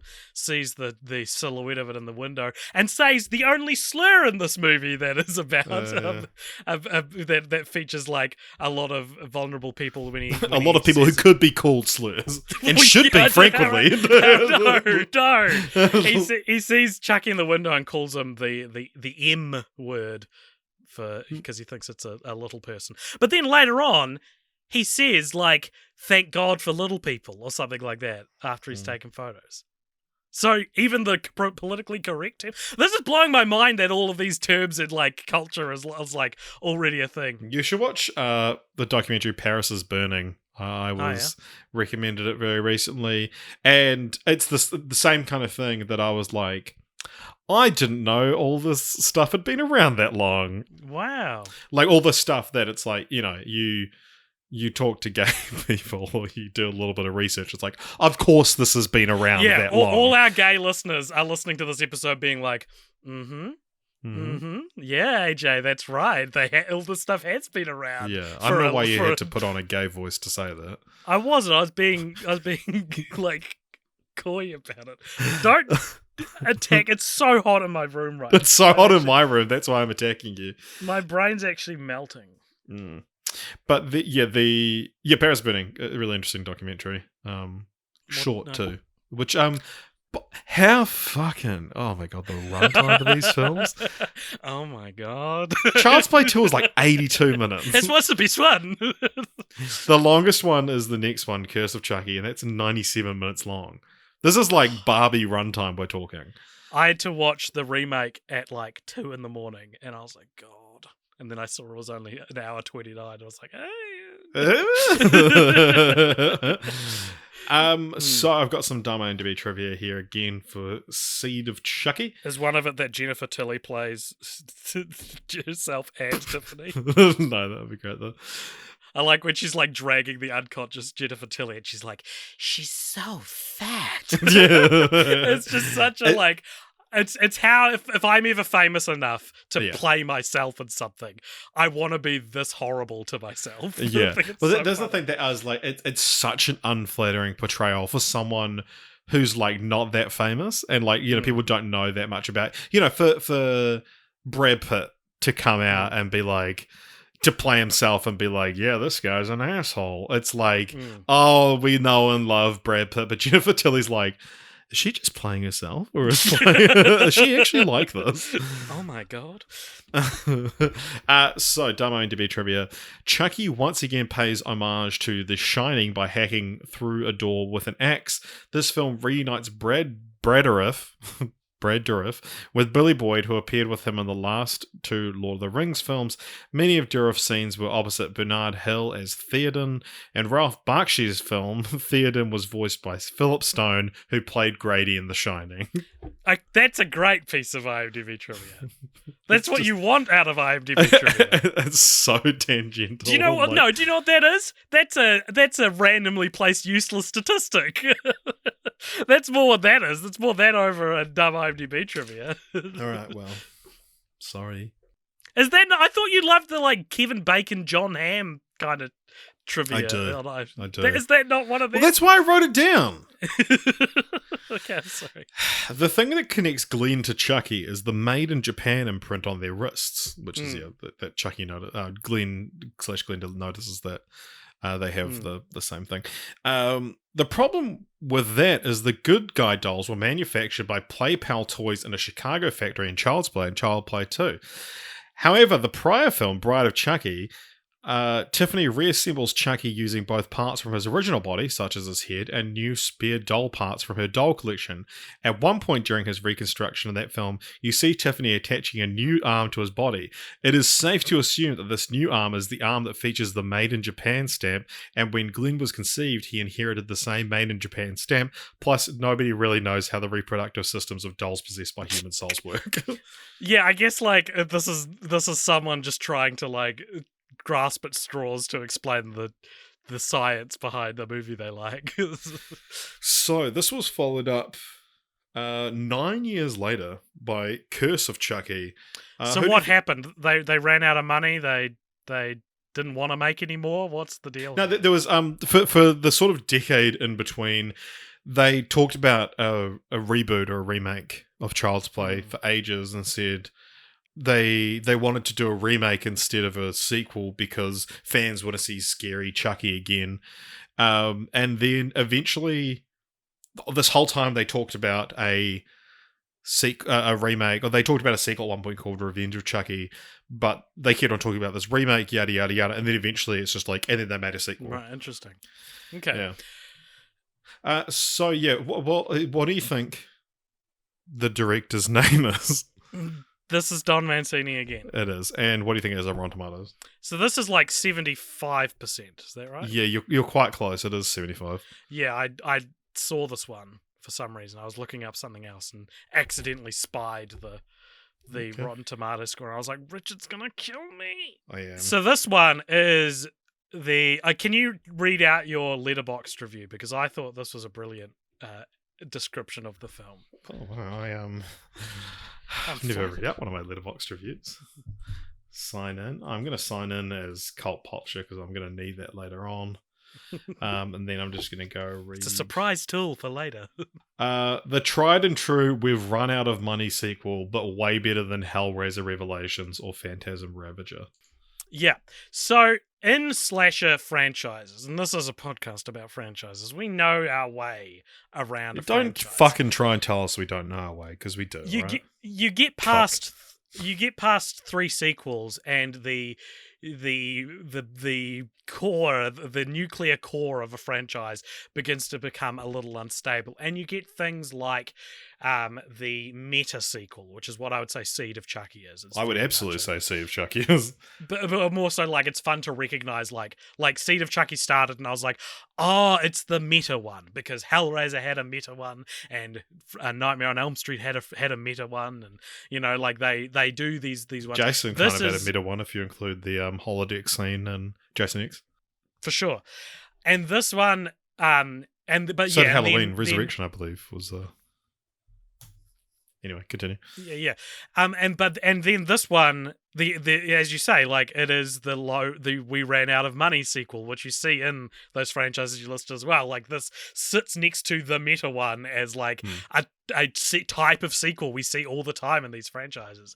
And I agree, it is a hell of a lot better than any other we ran out of money there's sequel. Such a distinct visual aesthetic to these films. Well, and a distinct narrative aesthetic. Well, maybe not aesthetic. Well, but it's like kind of a bottle episode. It's like mostly one location, but it is. It's Chucky in a haunted house. Yeah, yeah, exactly. And it's but yeah, it's like the whites are really the color white is like really blown out. The blacks are really dark, and there's like not a lot of saturation. It's this really interesting, like very clear aesthetic that these films tend to have. And so immediately within a few shots, I was like, oh, this is totally, the Hellraiser Revelations, you know? This is not a expensive DOP. Yeah. So yeah, it's set in this house where this woman, what's her name? Nika, who is confined to a wheelchair. Her mother mysteriously kills herself with a pair of scissors one day after they've received a Chucky doll in the mail. And it's probably Chucky that did it. The family that show up to console each other. It's not like this big mansion. Eventually, they all start getting picked off one by one. There's a little girl who's really excited to see a good guy doll. And it turns out that Chucky's back. But this one's really interesting in that it almost does feel like a reboot for so long, because Chucky doesn't speak for 44 minutes. They hold back on it, and he's just a doll. And I was like, interesting. Until Brad Dourif's cackle shows up finally. And what separates this from Hellraiser Revelations, for example, is it doesn't suck. Well, yeah, but as I was watching it, I was like, it's weird, you know, it's weird. I was like, Don Mancini has been so like good at keeping everything consistent, keeping everything relevant, keeping each entry as part of the ongoing story. But this is really just a bottle episode. And then the climax happens and it ties everything together. And it turns out that Nika is paralyzed because Charles Lee Ray was in love with her mother and actually stabbed her while she was pregnant with Nika. And the doll has been sent by surprise. Jennifer Tilly is in this movie. Yeah. And she sent her to get revenge because over the years... And also... Chucky's had a weird facelift as well, but it's like it's hiding the scarred version of his face. Yeah. And the reason he's been sent here is because he doesn't like having unfinished business, and he lists off all the families he's terrorized over the years, and then Nika makes fun of him for having never killed Andy Barclay, and it's like, wow, Andy Barclay's getting a mention in a post Child's Play 3 movie. And all of this stuff is really cool and really, really interesting. And then the cops show up, and Nika sort of defeats Chucky, but she ends up going to prison because no one believes that the doll did it. And it you'd have ends to be with insane to believe that. Yeah, and it ends with Jennifer Tilly mailing the doll once again, and in a post-credit scene, we see it arrive in none other than Andy Barclay's house. And as Chucky cuts his way out of the box while Andy's on the phone, I was like, oh no, are they going to kill Andy Barclay? That'd be such a bummer. And then he opens the thing, and Andy's there with a shotgun. And what is he's like, play with this, and he's like, Andy. It's such a great performance. Yeah. So this one, again, like this is my Letterboxd review for Cult of Chucky also applies to this one, which is I wrote, I ain't never seen a bad movie this good, which is how I feel. We're in the low budget corner of this franchise, but these are so well thought out and so fun and so they're still being taken seriously, and like this one was all right. I thought that the various deaths were kind of interesting, and it's not like, I don't think it's the best work despite having one of the highest Rotten Tomato scores or the highest one in the series. I think second highest. I think maybe that's a relative score. I reckon that's people who watched this expecting a Hellraiser Revelations and were like, this is fucking and also great. This was like a video on demand release as well, so less people would be reviewing it. The interesting with noting as well, Nika is played by Fiona Dourif, who's Brad Dourif's daughter. And in the Chucky TV series, I believe she actually plays Charles Lee Ray in some flashbacks. She doesn't. She also Nika is in. Nika's also in it, yeah. But yeah, no, she's good fun in it. But the one thing I will say about this movie, you mentioned it has post-credit scene. The last 3 scenes of this feel like they're post-credit scenes, and they couldn't decide which one was. Yeah, so it's totally. Like the reveal that, Jennifer Tilly's here, and then she grabs the box, and then it's like, oh shit, okay, cut to credits, or like that's the post-credit scene, and then it's like, no, Chucky shows up with Alice, and then he says he's killed the grandma, but then the grandma gasps for air, and which has nothing to do with anything. Yeah, it's this real weird, like they couldn't figure out how to end the film, and then the one that actually has the most importance for this next film is relegated to post credits, and it doesn't appear in some versions of the film on streaming. Apparently, such an important scene. Yeah, this is a fascinating film. I think the last half hour when Chucky's real face is revealed really tied the whole thing together for me, because I was just sort of like, and I think I didn't know the Rotten Tomatoes scores until today, but I think I just assumed that I knew these ones were the later, lower budget ones, and I think people on the Discord had said trying to get through this one, and so I was like, oh, okay. And then when I started watching them and really enjoying them, I was like, oh god, this is gonna ruin the streak, isn't it? And then no, they're they are definitely different, but I enjoyed them. Yeah. One thing that confused me is that they do a lot of. I feel like they were like, all right, let's do something new and interesting, and they redesigned the character somewhat of Chucky, and he has literally, they've just put different shaped faces on him at certain points, and I thought that was very confusing. When Alice, who's the 9-year-old girl, she first finds the doll, they give him a new face that almost looks quite feminine, and for all of the movie, I was like, why did Chucky look like a girl in that one shot? Is that going to come back? And then there's a bit where he kills the babies, or the au pair, where he's sort of grinning, and his cheeks have sort of he looks. It's very clearly a different doll that they built specifically for him to have this expression. And I was like, this is weird to see him pulling this face, and it's one of these things where it's like, I feel like it was them trying to be innovative and different and creative, but it just left me going what is this a plot thing, or just are you not supposed to notice that it's different? So I thought that was probably one of my least favorite things about the movie, is that I felt like the original design is a lot more what's the word, diverse. You can do all these expressions with the original model. You don't need to make new models for it. Budget thing, I guess. Also, there's one shot which is Chucky walking down the stairs, which I'm very sure is like someone in a wig, like a kid in a wig. There's a few times when there's a little person performer across the whole series. Oh, right, okay. Yeah, do you want to know what IMDb trivia says about this film? Tell me. So, according to IMDb trivia, this film answers some questions about the background of Charles Lee Ray.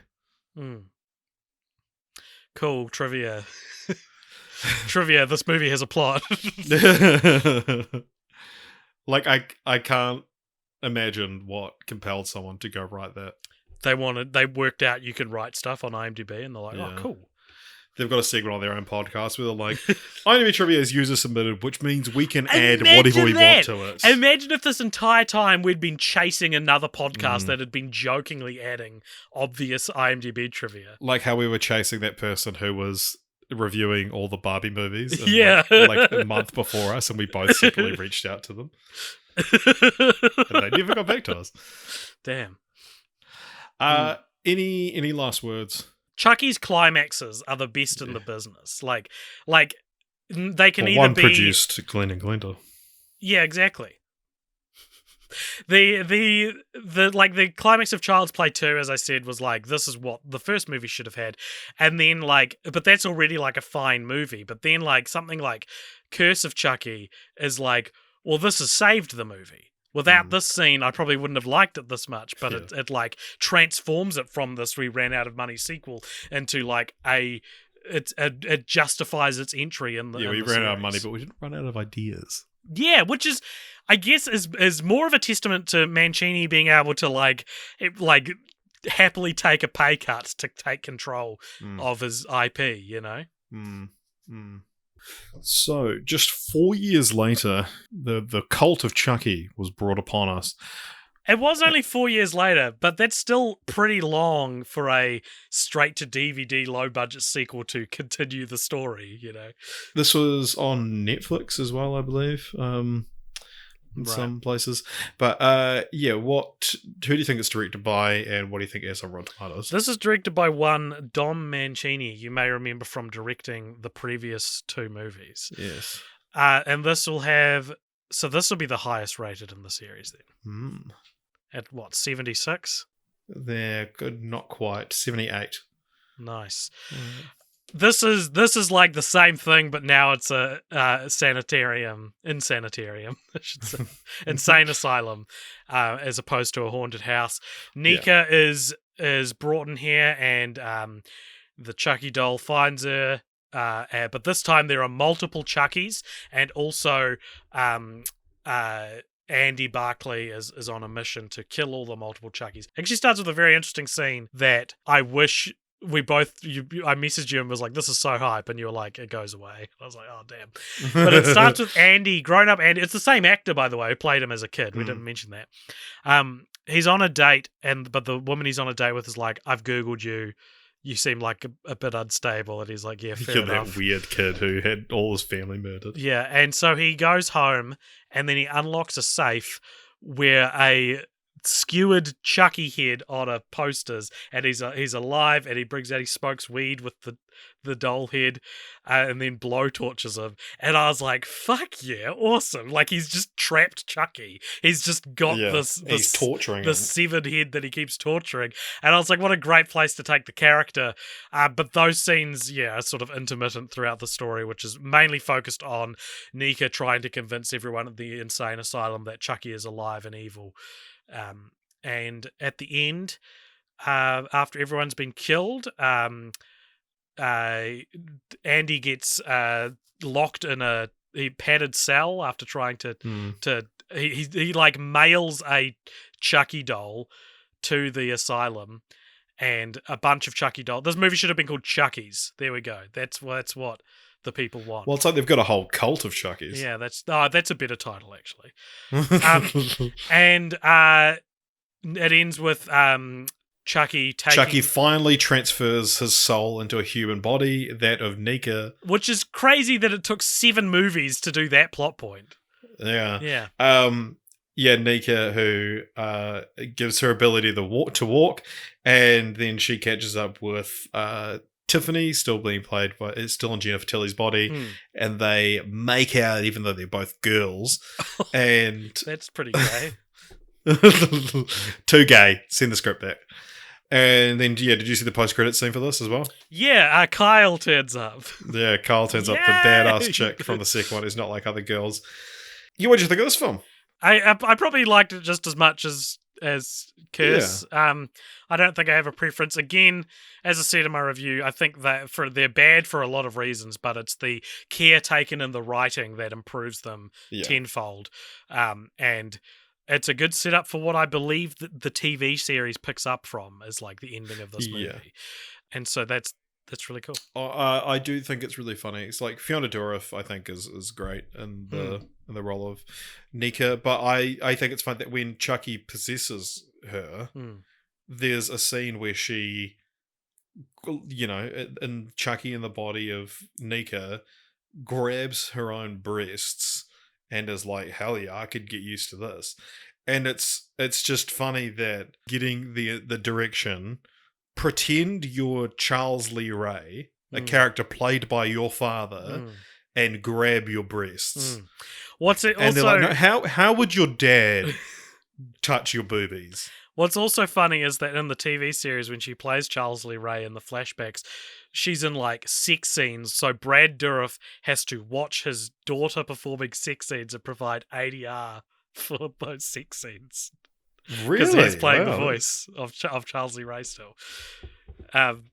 Which is also, that to me is like one of the craziest behind the scenes weirdness of this sort of, this genre of like acting families, what they must go through. Like, I always think about, like, has Steve Tyler seen One Night at McCool's with Liv Tyler having heaps of sex in it? Well, there's in the video for I Don't Want to Miss a Thing, he like gently caresses a TV screen where she's like having sex. Really? I think so. Weird. That's weirder than the Fiona Dourif thing. Yeah, it's a it's funny. Yeah, I wonder if what dinner at the Dourifs is like. Dinner at the Dourifs, yes. Yeah, if they're just like, well, back to work. Like, I wonder if they talk about it. Is Chucky on the TV show on anything in New Zealand? It's on the TVNZ app, I think. Oh, really? Oh, okay. I think so. Yeah. Well, put my bloody money where my mouth is. I found it recently. It's either TVNZ or Neon. One of those is free, though, so obviously that's the more exciting. Should I check now and then people watching along, listening to the podcast who live in New Zealand and have downloaded the TVNZ Plus app, type the C for Chucky, H for Hucky, Chucky, no, there's a show called Chuck and Tito. It's a sports documentary. So, yeah, well, there goes your theory. Is it not on Neon? Well, now I have to check that. Loading up the Neon app, the big sort of loading screen. Type the search function. Richard is watching. And C, I'll type that. Yeah, it's on here. One season. So they don't have the second season yet. But yeah, fun The fun second stuff. season isn't out yet. It's partially out, I believe. Anywho, yeah. So yeah, what an interesting franchise, and yeah, one that we've come to quite. I think this is out of like the slashes we've done. Yeah, this is my favorite. easily. There's Scream there. Scream doesn't count. Scream doesn't count? Okay, well then this is better than Friday the 13th. This is better than A Nightmare on Elm Street. This is better than Halloween, Texas Chainsaw Massacre. If only for consistency's sake. I welcome an interesting villain at the center of these things because Jason, Michael Myers, and Leatherface are all too similar for me to have ever like been able to really be like, which one's the best one? Because they kind of just all operate in the same way. And so you just have I guess Chucky and Freddy Krueger are more similar. Yeah, they're quite similar, yeah. Yeah. So that's your choice for a slasher. You either have a cheeky, sadistic killer or a silent and terrifying introvert. Well, I mean, Hellraiser, I guess, is the other one, which is the Pinhead's alone in being articulate, but a man of few words. / not even a man. Yeah, a Cenobite. What's that? So yeah, the Cult of Chucky actually was. I should have said this. Was leaked onto YouTube, which led Don Mancini to tweet, "To the geniuses who leaked #Cult of Chucky and tweeted about it, congrats! Not only are you terrible people, now Universal lawyers know who you are." That's pretty funny. There was a reference to Glenn and Glenda, which was cut from this film as well. I'm not sure if they appear in the TV show yet, but Mancini has said he's keen to, and he also has said as well that films will continue as well as the TV show. Ah, interesting. As well for Dumb IMDb trivia for Cult of Chucky. This is the first Child's Play movie with a sex scene, unless you count Bride of Chucky, between Chucky and Tiffany, even though they were in doll form at the time. I do count that. but this is still like the first one that has like a pretty full-on human sex scene. Yeah. And then also the other piece of Dumb IMDb trivia for this is that Now Playing Podcast reviewed Cult of Chucky. The film received 3 recommends. And this is the first one that they reviewed, apparently. Or the only one, according to IMDb trivia. As in it says that, or it's just because it's the only one? It's just because it's the only one that... Yeah. So, the series was rebooted in 2019, only 2 years after that film. It's strange to see a reboots happen so quickly. And like, I remember when we did Evil Dead, like our 4th episode or 5th episode or 6th episode or 7th episode, I posed the question, has a franchise ever rebooted and then gone back to the original continuity? And now I feel like that happens quite often because it's a Halloween, and we've seen it with Chucky where it returns to the TV show. Because from memory, Child's Play 2019 was quite the controversial release, was it not? Yeah, I mean, yeah, you could say that. Well, just because like Don Mancini was like, I have nothing to do with this. I didn't sign off on this, and we are still making our show, and like, he did not give his blessing to the remake. Yeah, most people involved in the originals have sort of not endorsed the film. But yeah, what do you think this has on Rotten Tomatoes, and who do you think it was directed by? Oh, I saw his name, but I can't remember it. Give me the Rotten Tomatoes score. I'm going to guess 50%. 63%. So this is pretty bad. Who directed it? This was directed by a guy named Lars Klevberg, who doesn't have a Wikipedia page. And the sacred club of horror directors without Wikipedia pages. Turning to his IMDb page, though, I saw he was third AD on the Worst Person in the World film, which is like going from directing that to then being third AD on a much smaller film. What's Child's Play 2019 about, and can you sort of highlight the differences? Yeah, well, it usually, how often have we covered a remake like with Psycho, where it's like this is literally the same film, so there's not much to talk about. And with Diary of a Wimpy Kid as well. Yeah. But this is like a fairly different direction. Yeah.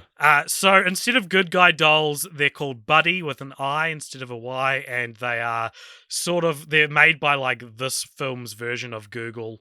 And they're more like comparable to an Alexa kind of or a smartphone than a toy.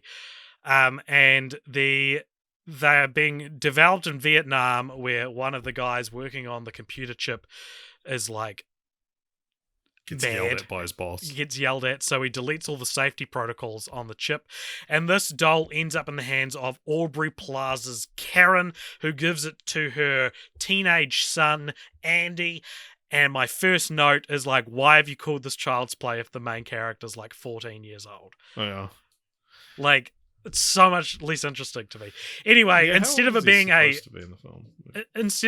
a evil soul possessing a doll, it's just a faulty AI. And what I thought was so much less interesting, because it's like you just turn it off. You can just turn it off.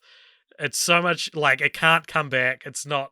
I don't know. It's just full of like so many reasons why it's not as interesting as the soul possessing thing. And also, like, how many times have you seen this plot? It's like, oh, AI, evil AI again. Cool, that's fresh. He's voiced by Mark Hamill in this movie, which is maybe the only like it's a good wrinkle. choice, yeah. And Mark Hamill actually played the Brad Dourif version of Chucky in Robot Chicken. Interesting. The Chucky's been completely redesigned. It looks very strange. Like there was always like this thing where like no one in the movies reacted to how creepy a good guy doll looks anyway, even before it's evil. But this one's even worse. I feel like these ones look even like more disconcerting just on their own. And so Andy and his mum live in this apartment complex. And it's basically Andy has trouble making friends. He makes friends with the Chucky doll, but who he just immediately makes two like absolutely ride or die friends.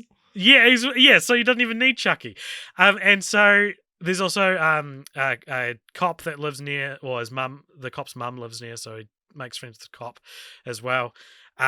And basically the thing I did like about this is I thought it was interesting to take the concept of Chucky and be like, his motivation now is he wants to be Andy's best friend so badly that he'll kill anyone who besmirches him or gets in the way. And this was going quickly toward a 1-star review or 1.5-star review for me until the climax, because ladies and gentlemen, Chucky's climaxes are the best in the business. It's just fun. It's at the launch of the Buddy 2, and it's in like it's set in like this mall where a bunch of new Chucky dolls or Buddy dolls. There's ones that are like in a bear body and ones that have like blonde hair and a leprechaun suit, as you mentioned. So it's just there's a lot of variety, and I don't know if I've probably talked about this on the show before. I've quite I've quite a thing for fictional companies and products and stuff. I always think that's really fun to design. And so there's a big final battle in the mall. That's broad strokes the film. There's a bunch of other stuff. There's one character you neglected to mention. That is the new boyfriend of Aubrey Plaza's character. His name's Shane. And you could retitle this movie, When is Chucky Going to Kill Shane? Yeah, like, it's one of these things where you actually don't need to make that character that much of an asshole to be like an antagonistic force. Stupid. Like, so you know, Andy comes home and Shane's got his mum pinned up against the wall with her skirt up, and it's like, that's enough to be like, I want this guy out of my life, you know? But instead, it's just like, he comes home and he's like, oh wow, Buddy's here, and Shane's like, hey, shh. Okay, and then the cat goes crazy because of Chucky, but the cat runs into another room and Shane just like picks up the cat and yells at Andy, is like, hey, the cat's acting up. And it's like, what are you doing, Shane? And then if you've got a problem with me, you talk to me like my face like a man. It's such a caricature. It was so annoying. But then it is revealed that he's actually got a secret family. He's married. Then Chucky. But that's just another thing to like make him a more like cartoonishly sinister character. Like, it would be so much better if the character wasn't actually a dick, but was just was something keeping Andy and his mum from being close, and then it's like, oh no, he's you'd kind of feel bad when he dies, but instead it's like, when is this guy gonna fucking eat it? And the film is not set at Christmas, but he ends up dying while setting up Christmas lights. It's the very film strange. was originally set at Christmas, but they just loved that scene so much they kept that in. But so a scene explicitly set at Christmas, and then didn't set the rest of the film at Christmas. I think Shane's death scene is a testament to the arrogance of man, and specifically the man who directed this film, who was like, I'm going to make a horror classic, and he was like, I want to have iconic moment. I want people to see an image and be like, I want people to see Jack Nicholson axing through the door, or the hand coming up in the bath in Nightmare on Elm Street. Like he's looking for his image to recognize this remake of a 1988 movie right? And there, as Shane gets killed, he is wrapped in Christmas lights, crawling through a watermelon patch. Very specific, right? These very specific intentional choices that just scream, I really want this to be a recognizable scene. And it pissed me off so much, because I was like, a watermelon patch? A watermelon patch? What is going on? Why are we in a watermelon patch? And then he gets his face ripped off by Chucky, who then wraps it around a watermelon. And this whole scene, this whole segment and then he puts the watermelon with Shane's face back in Andy's room. I was like, this is such a specific idea that feels like it's like lifted from like someone, the writer of this movie has like wrote a script before that never got picked up, and he just lifted the scene out of that and put it into his Child's Play remake because he really liked the idea of the watermelon patch. But anyway, Andy and his friends try to get rid of the face on the watermelon by wrapping it up so no one will know, and he gets caught and tries to explain to his mum that he's delivering a present to the cop's mum, who's the cop's played by Brian Tyree Henry. And so she's like, okay, I'll go take it to the mum's house with you, the mum's apartment, and they go there. And the mum like realizes that she's covering for Andy, so she's like, "Yeah, I'll take this." And like, we're not opening it till my birthday, Richard. I was 100% sure what was going to happen was the African American woman was going to open a present from this little boy and find a watermelon and be like, "What the fuck?" Which now I'm like, that's a better joke than what's actually in the film. But that doesn't happen. It's also just like as that kid, there's so many ways you could not end up in a situation where you have to give a watermelon with a face on it to this kind old lady. And there's so many ways that you can avoid the Chucky stuff happen. Like, so as well as like, don't buy a Chucky. Buddy. You not only the fact that you could literally just get rid of the doll, because they do at one point, but the only reason it comes back is through the interference of a separate character. Meaning, if that guy wasn't in it, like it's not like Chucky from the Child's Play movies where like we're shown it will always come back because it's in wanting to do that. This is just bad luck, so just get rid of it again, I guess. Like it's just turn it off. Just turn off the buddy. Of course it'll have an off switch. And like they try to build like at the start of the film show like, oh, he's bonding with Chucky. There's like one scene where they get along, and it's after a scene where he's already shown being creepy. And it's like, nah, you needed to do this the other way. You needed to show them bonding and then have the sinister stuff slip through. But I just didn't buy that this version of Andy cared that much about this version of Chucky, and that, you wouldn't just throw the doll away. Yeah. The thing for me, though, is just that it's like, why did this need to be a Child's Play reboot? Like, you could have just not called this Child's Play. Gave the doll a child, isn't it? Yeah, gave the thing a completely different design, yeah.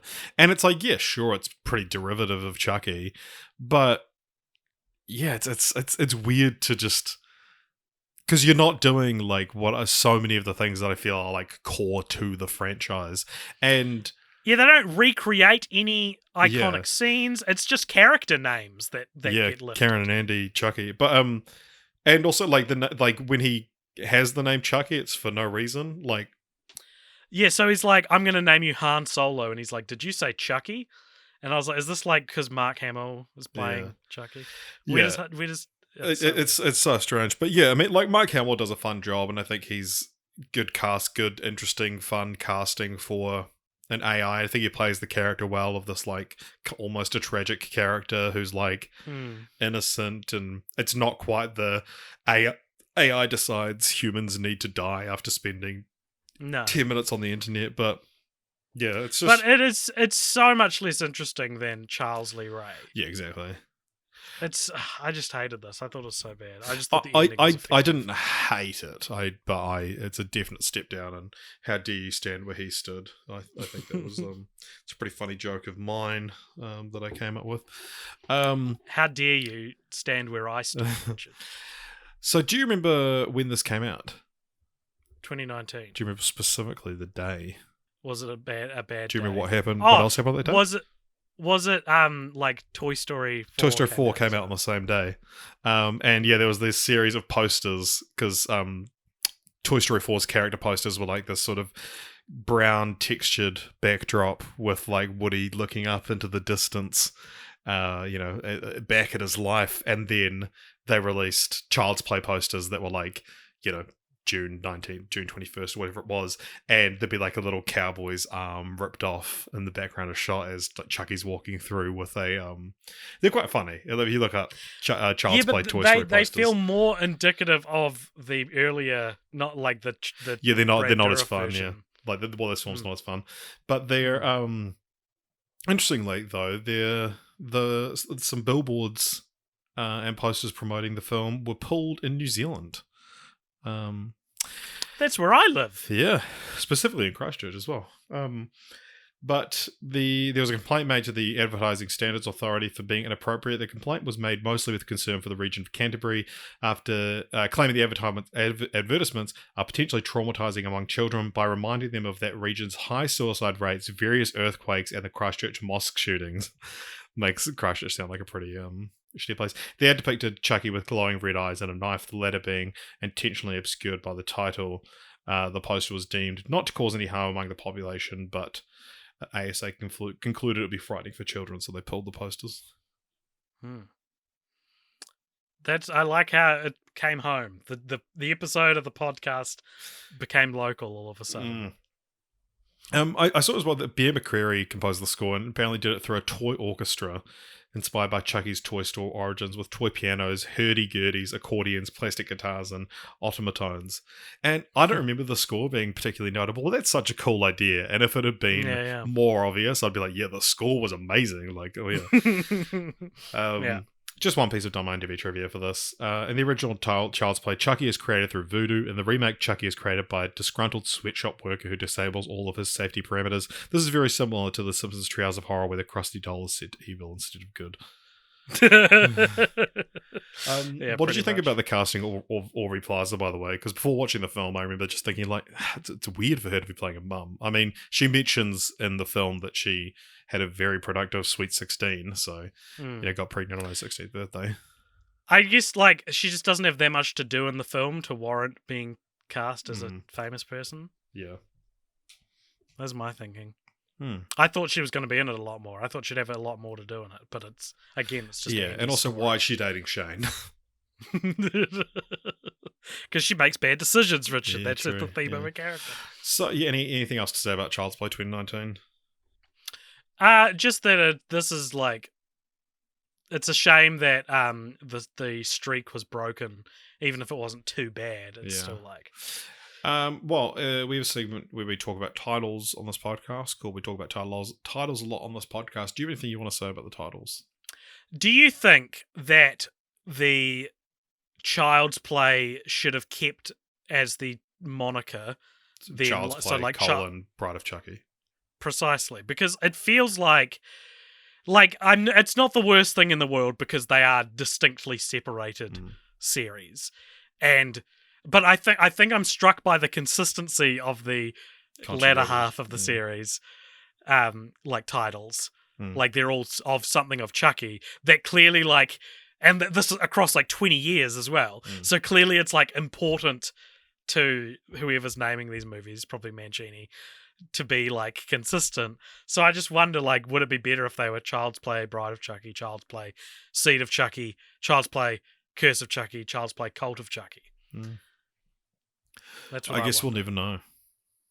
I mean, I guess the series is just called Chucky, which is one of those things where it's like, this is the first thing to just be named Chucky. I remember when I was a kid, I didn't know they were called Child's Play for years. Yeah. I reckon I'd seen what I'd already seen of Bride of Chucky and did not know that the originals weren't called Chucky. Well, it's because of the reboot. There's 4 films called Child's Play and 4 films called Of Chucky.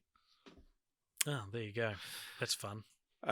So we've got a segment called Cult Elders, Meeting of the Elders. Where we, on our Discord, we have a very secret, very private channel. Yeah, so if you guys hop on our Patreon and if you donate $15 a month on our Cult Elders tier, you get invited to said secret channel. And we read out some of your thoughts on the Child's Play movies. So here are our... Oh my god, there's a lot. Strap in, everyone. There's a lot to get through today. Brent of Tilly started us off by saying, I don't have anything to say about Chucky, but I just want it to be recognised that I changed my name in time this week. Nice. And Vincent Guard Lara, which I don't think that is a reference to Child's Play, or at least not one that I can decipher, says, the Child's Play franchise is ingrained in my mind for a strange reason. My childhood video rental store, Video Depot, had the poster for Bride of Chucky on their window forever. I passed by that poster every time I went to go rent a movie with my mum when I was young. I always thought it was cool, but my mother reassured me it was not a film for kids. When the store went out of business when I was in high school, the poster remained on the window for a number of years until a pharmacy took over that space. It's insane. That's awesome. I watched the franchise finally with my friends back in 2013. Had fun with it, haven't gotten into anything released since then, but I still have that connection to my childhood memories whenever I think of Bride of Chucky. Wondering if you have any movie poster you distinctly remember from a video rental store or place from your youth. This is what I want Cult Popture to be all about, is like these experiences. Yeah. Like posters in windows that stick with you. I actually don't know if I do have an answer for this. My answer for this is, and we've actually covered this on the podcast because I remember it is, there's 2 and they're actually quite similar posters. Hellraiser Hellworld. I so distinctly remember that the evil goes online with the Matrix code and Pinhead. I so distinctly remember that poster. But the other one that I always feel like I remember seeing is the 2000 version of Hamlet starring Ethan Hawke. Where he's like, interesting. It's a similar sort of thing, close up of his face with like sort of coloured, symbols around him, and he's slicking his hair back. The main thing, I think I've talked about this, but the Lost World poster, had a big T-Rex eye in the middle, and my parents had to cover it up with tape because I was too scared. I also coming through the podcast this week, the Seed of Chucky poster. I so distinctly remember that being at Channel X on the corner of Main North Road and what is it? Cranford Street? No, it's not Cranford. It's not I know. You know the one. I know what you're talking about. I know where Channel X was. My neighbour Craig says, I have a soft spot for these films, but haven't watched any of them for a very long time. The first film was on heavy rotation during my video store employee days in the early 2000s, and I was always struck by how dark that film was for something with such a ridiculous premise. I've always had an academic interest in the video nasties era of VHS censorship, especially in the UK, and remember learning how Child's Play 3 became a totem for horror movie hysteria in the press because of its very, very tenuous link to the Jamie Bolger murder. I'm sure you mentioned it in the episode. Craig, we did! When I finally had a chance to watch the film, I was both surprised and totally obvious. It was both surprising and totally obvious how underwhelming it was in its extreme content compared to a lot of the other films in the video nasty backlist. They go on to say, 2019 remake was fine. The Chucky show is pretty weird. If I was doing a continue the franchise, I would pitch some kind of Child's Play / Jingle All the Way crossover, like Arnold has to inhabit his kid's Turbo Man doll to fight Chucky or something. What do you reckon? I mean, I was thinking about this. How many franchise films have we covered about toys specifically? Toy Story. There've been stories. I mean, it's Toy Story, Turbo Man, the Turbo Man franchise. I mean, like, I'd say the Rugrats. That there's a Chucky in Rugrats, but those are also about toys and Barbie. Like toys are a very oddly specific thing to have come up a lot in our journey. All right, everyone, strap in because here comes Dan from Play Pals, who has done a watch along this last fortnight. So congrats, Dan, for doing that. Dan writes, cracks fingers. I think, do I need to? Oh, yeah, there was a crack. Nice. I gave us one too.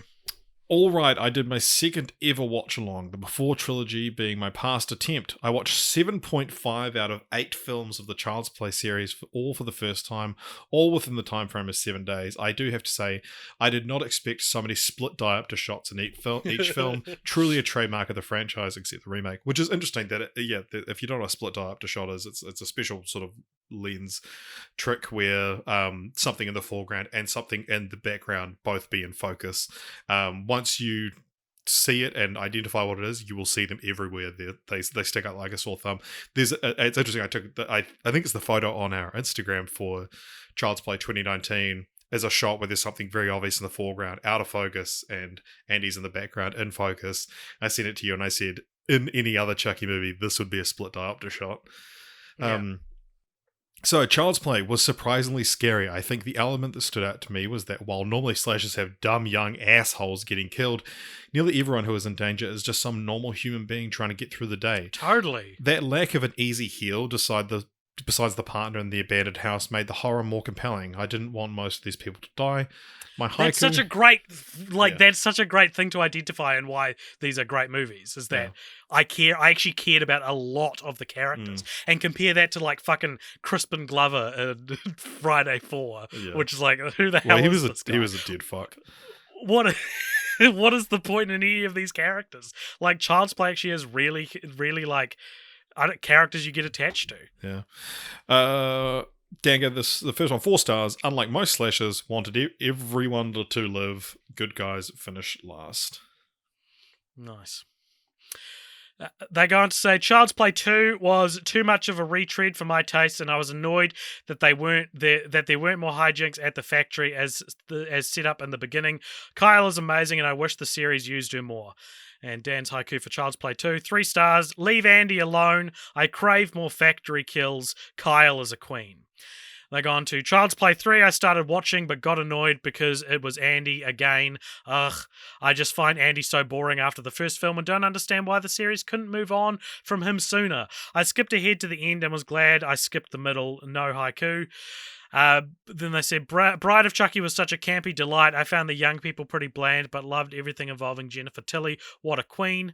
Their IQ is 3 stars. Never honeymoon in the state of New Jersey. This is what happens. And then goes on for Seed of Chucky was my favourite sequel of the series. No question. Camp! Non-binary representation, meta-humor, Jennifer Tilly acting against Jennifer Tilly, a meta-narrative of a pregnant virgin. This was everything I never knew I wanted from the series, just accepting the ridiculousness of the concept and having fun. 3.5 stars. John Waters catches Chucky masturbating, says, "Get it, mini-meat." And then Curse and Cult of Chucky both stuck together in my mind, whose films have moments of real cool things, but the low budget really hinders it all, as well as the one-dimensional characters outside of the divine Fiona Dourif. Adult Andy is an awful actor, agreed. The endings of both are clearly the best parts, but both films clearly belong on Tubi, which is a streaming service for shitty films that Dan always goes on about. Also, the post-credit scenes from both films were not on Peacock in the US. WTF, had to go to YouTube for clearly important scenes, one of which set up Cult. Curse haiku, 2.5 stars. Dinner scene, perfect. Clunky Chucky flashback scenes belong on Tubi. What? That's it. I think the dinner scene was great. But the Chucky flashbacks are the best part of the movie. Are they not? They do reveal some parts of the history of Charles Lee Ray. But do you remember the dinner scene that Chucky's poisoned, and it's like, when he still hasn't spoken, we see an arm poison one of the soups, and we don't know he's eaten it, and just the way it's like, people will be about to take a sip of their soup, and then someone interrupts them, and you don't know who has it. It's very fun. It's very well done. And their cult haiku, 2.5 stars, carried by Dourifs. Go Andy, give us nothing. The third act saves it. And finally, Child's Play 2019. I liked on paper. The concept is cool, and I like that they tried something different. And taking on a recent and genuine fear of monopolization in tech and the proliferation of dependencies. A lot of $5 work. God, that's like a $15 sentence right there, Dan. Of everyday life on soulless AI. But man, it is so badly written. Can't polish a turd. 2 stars. Whoever wrote this nailed the elevator pitch and half-assed the rest. Tried the show, and the first episode was decent enough. Nothing fun or insightful to share besides that it seems promising. This next comment comes to us from your hosts, Richard and AJ. This is an interesting tactic. Who says, this is a very interesting tactic. You all should know our thoughts on Child's Play since we just did a bloody podcast about it, but we just wanted to take a moment here to ask everyone on the Patreon, which you can find over at www.patreon.com/cultpopture, to vote for Tremors in the next franchise poll. We know Spooktober is over, but it definitely fits in with Nice Vember, being that they're fun, campy movies bound to put a smile on anyone's face. And then Hi, I'm AJ, Wanna Play replied saying, very interesting tactic. And we've also got a really awesome message from my brother Nick, who has written the following. Nick Sharkmob is their name at the moment. That's where they're working. Nick has said, the Chucky franchise has quickly become my all-time favourite horror franchise, particularly the TV series, which I know is technically out of the scope of the pod, but what I love most about the franchise is the way that Don Mancini introduced very early on queer themes into the stories he was telling. As a result, I even think the quote-unquote bad Chucky films still feel culturally important and provide representation for those of us on the LGBTQI+ spectrum that love horror. It's also inspiring how they constantly push the boundaries in this regard, from Glenn/Glenda all the way to Jake, the gay teenage protagonist of the TV series. If I'd seen this content when I was younger, I feel like I would have come out much earlier than I eventually did. And I think that's really awesome. And I think that there is something to be said about horror for gay horror fans, and how I imagine that's not a particularly rewarding genre to be into if you're looking for representation. Yeah, well, you have to turn to things like Nightmare on Elm Street 2, which is, accidental and didn't bad do faith. very well for for its gay star. Yeah. But and it's I like the idea that Chucky is a horror franchise for gays, but that's a good thing. Totally. But it's not like explicitly, it's not like, it's a franchise about gay people, so you guys can have this one. It's like, that when you have a gay auteur at the sort of helm of it, that that sort of outlook on life, I guess, is just going to seep into the work. And it's interesting. This what you're talking about is the reason why nerds of the internet, diverse directors and diverse storytellers and diverse filmmakers is great, because you get perspectives that you don't have. And it's like everyone being like, let's take She-Hulk for example, how the message to the incels was like, sorry incels, not all content is made for you. And the flip side of that, I agree with that statement, but the flip side of that is I kind of love watching content not made for me as a man, right? I think that's how you become a better person. I'll say I think watching stuff from people that aren't like you makes you a better person. Watching stuff from people who don't like you makes you a sad person, especially if it's about you. Oh my god, can you imagine? Dr. Bless My Cheese has said, I've never seen Chucky or any of the major motion pictures, or I know I'm a heathen, but here's 2 questions regarding him. I've never been. Can we reflect on the balls to go on probably our most loaded, stacked cult elders section of all time? It'd be haven't seen him. Here's 2 paragraphs.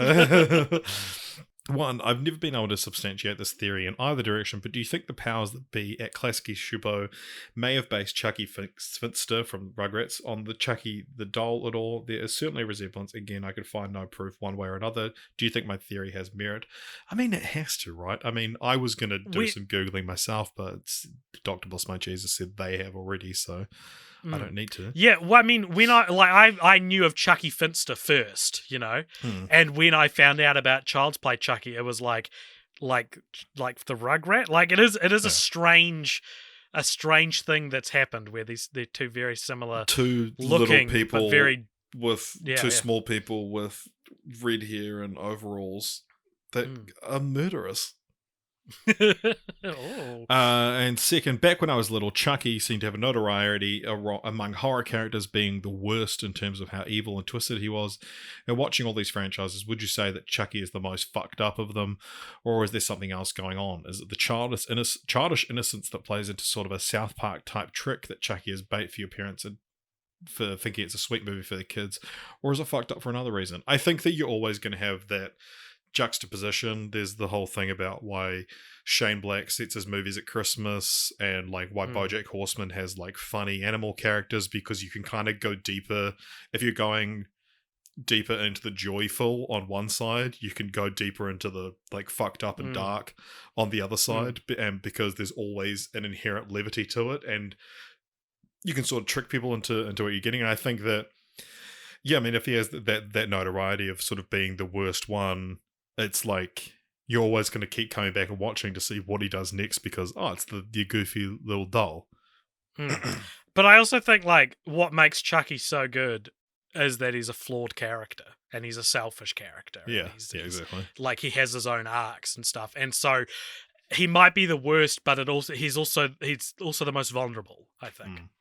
Brent Fertilli replied to that and said, I always assumed Chucky was a nod to Chucky, even as a kid. And Cheese of Chucky has said, I haven't seen any Chuck movies, but I'm curious how the franchise compares to the other slashers.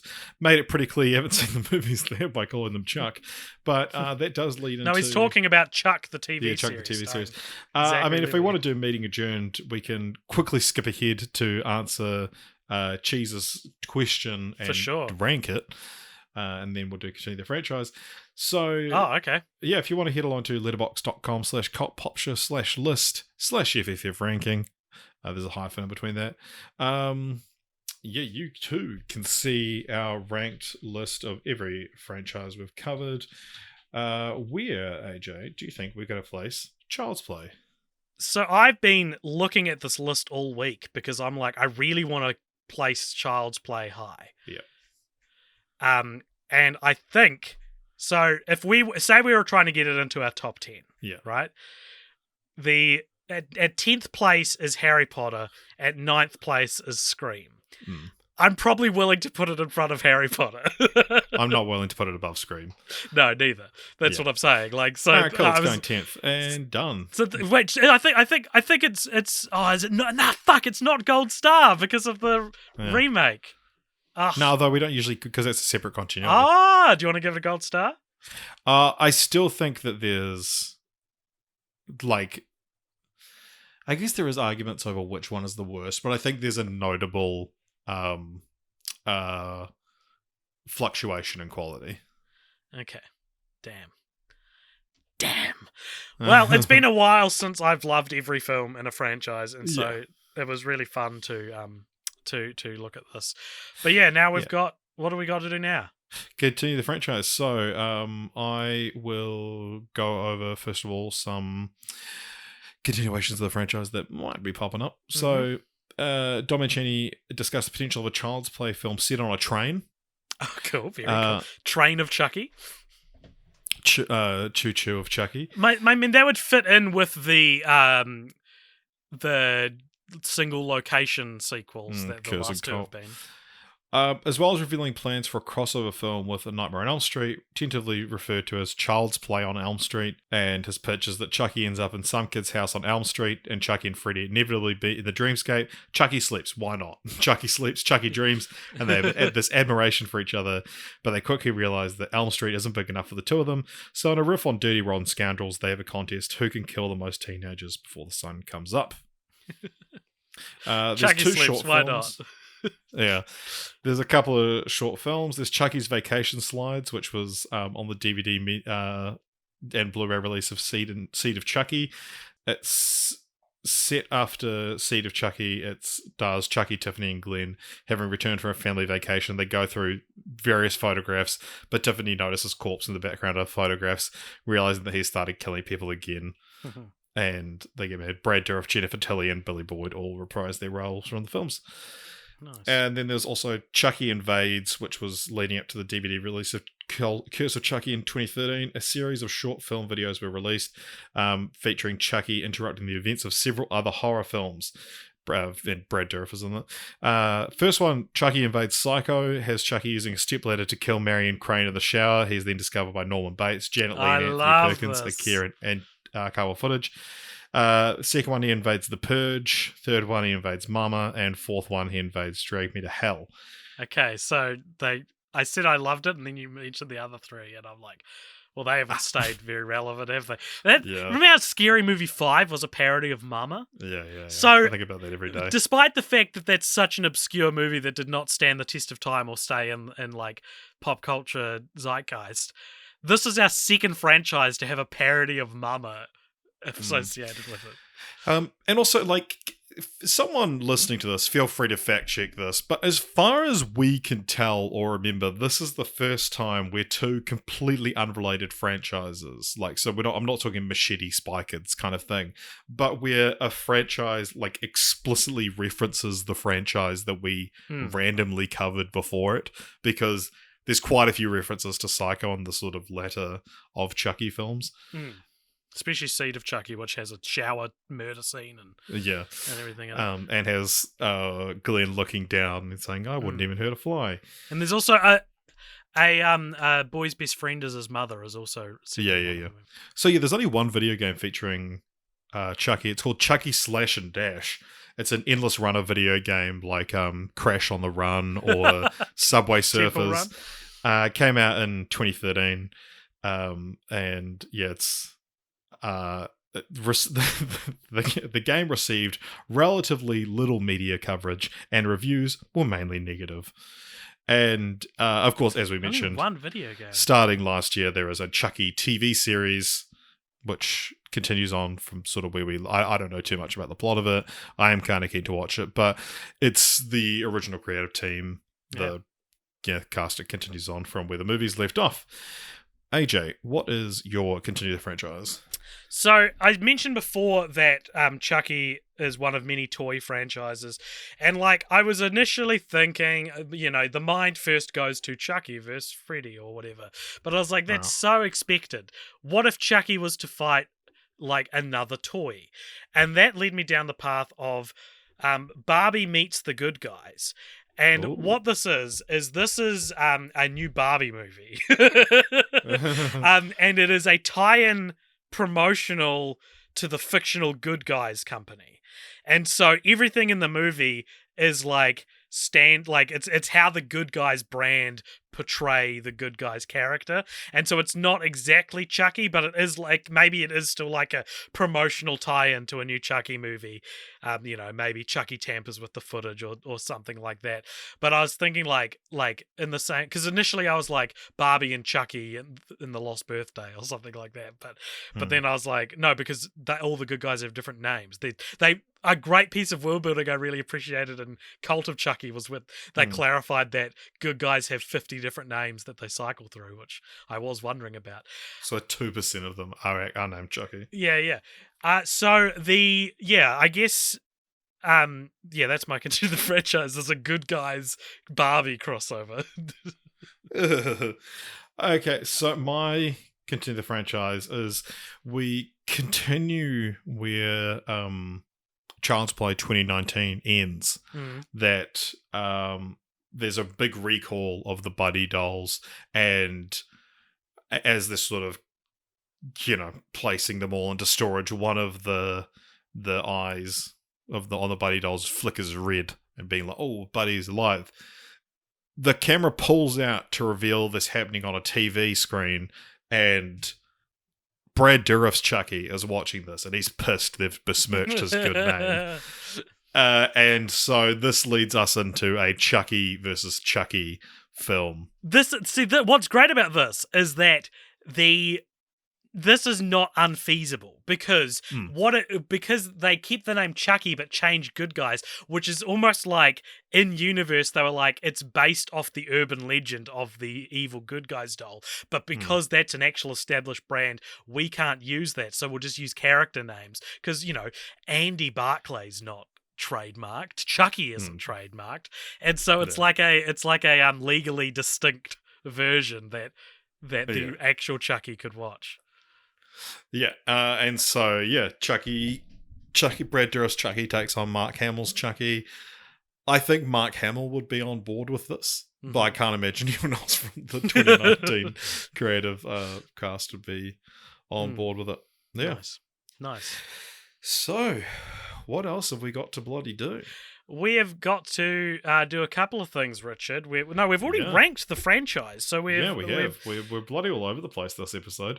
But so we normally now would reveal our next franchise, and this episode is no different. We're on a roulette cycle, right? We are on a roulette cycle. I turned to Patreon over the last week. So last year, you might remember, we did, due to my declining mental health in lockdown and the fact that we had to watch 5 Phantasm films, we said, all right, November we're going to make fun. We're going to make it nice, and we created a second franchise list. We put 2 film franchises back on it, and any longer franchises are ones that we kind of would be like, fuck yeah, this is a cool one to cover, you know?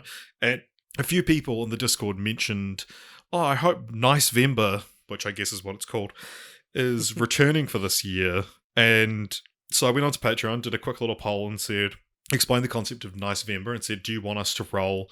Because, I mean, it's up to the patrons if they want to do Nicevember when it's their turn to, you know, suggest whatever they want. But, you know, for us, we're bound by the franchise gods, the roulette gods. But we said, look, do you want us to roll from the fun franchise list, as we call it, or just the regular list? And the overwhelming majority of the votes said roll from the nice list. And so that's what we're going to do. There's only 55 franchises on here compared to our usual. I'm going to randomly generate a number, and that will correspond to a franchise. 40. Did you hear that? 40. Well, before you reveal that, Richard, I do just want to implore our listeners, if you have enjoyed this episode and if you enjoy the show, please consider liking us on all the places. You can follow us on Twitter and Instagram. You can join the Discord, which is the beating heart of Cult Popture, the possessed soul, well, the soul possessing the doll that is Cult Popture is the Discord. I don't know. Or if you wanted to, tell us which films we watch, will happen next Nicevember roll. You can support us monetarily on patreon.com/cultpopture, where you get to do all sorts of things, including getting us to watch movies. You get exclusive podcasts. You get to say things that end up in the episode itself. So you can scratch the surface of the podcast by, like, you can be right outside the window. It's not even a window, it's a tent flap. That's how close you can get to being in the podcast itself. And the way to do that is over at patreon.com/cultpopture. So get on over there. Richard, what is nice franchise number 40? Well, number 40 is right. Can you think of any franchises that revolve around the number 40? Knocked Up and This Is 40. Yeah, it is. It is This Is 40 and Knocked Up. 2 film franchise. Have you seen them before?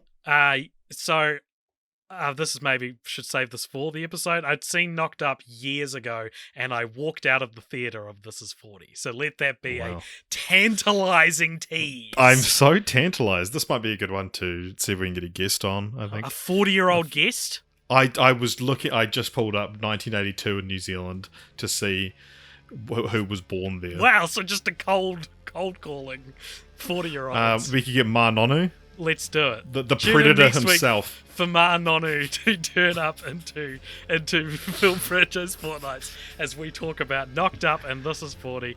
Thank you very much for listening, everybody, and stay tuned for the post-credits scene coming at you after this music ends.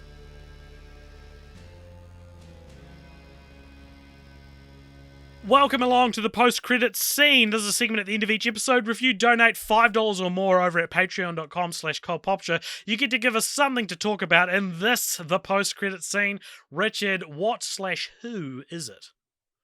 This comes to us from Joe/Rundle. It's Joe Rundle. It sounded so fun when you said slash. Joe Rundle says, what is your favorite item of clothing? I have a big red beanie that I like to wear. Yeah, that's your signature piece. I have like this kind of very colourful shirt I like to wear. I've posted some photos of it before on the Discord and on my Facebook and Instagram and stuff. Go check that out. It's the one I'm wearing in my review for Elvis, if you go watch that. Nice. But my favourite item of clothing that I don't own fun little thing is, I love like. Is it my pink jacket? Oh no, I hate that thing. I I don't hate it. I don't have any feelings about it. But I really want to get like a cowboy shirt. You know, with like a sort of plainish looking shirt, but it has like white sort of details at the top, like sort of above the breast. Mm-hmm. I really want to get one of those shirts, and that's my favorite item of clothing that I don't own. And I guess I'll get a bolo tie with it as well if I get one. Nice. Well, I'll look forward to that. We'll post photos when you get one eventually.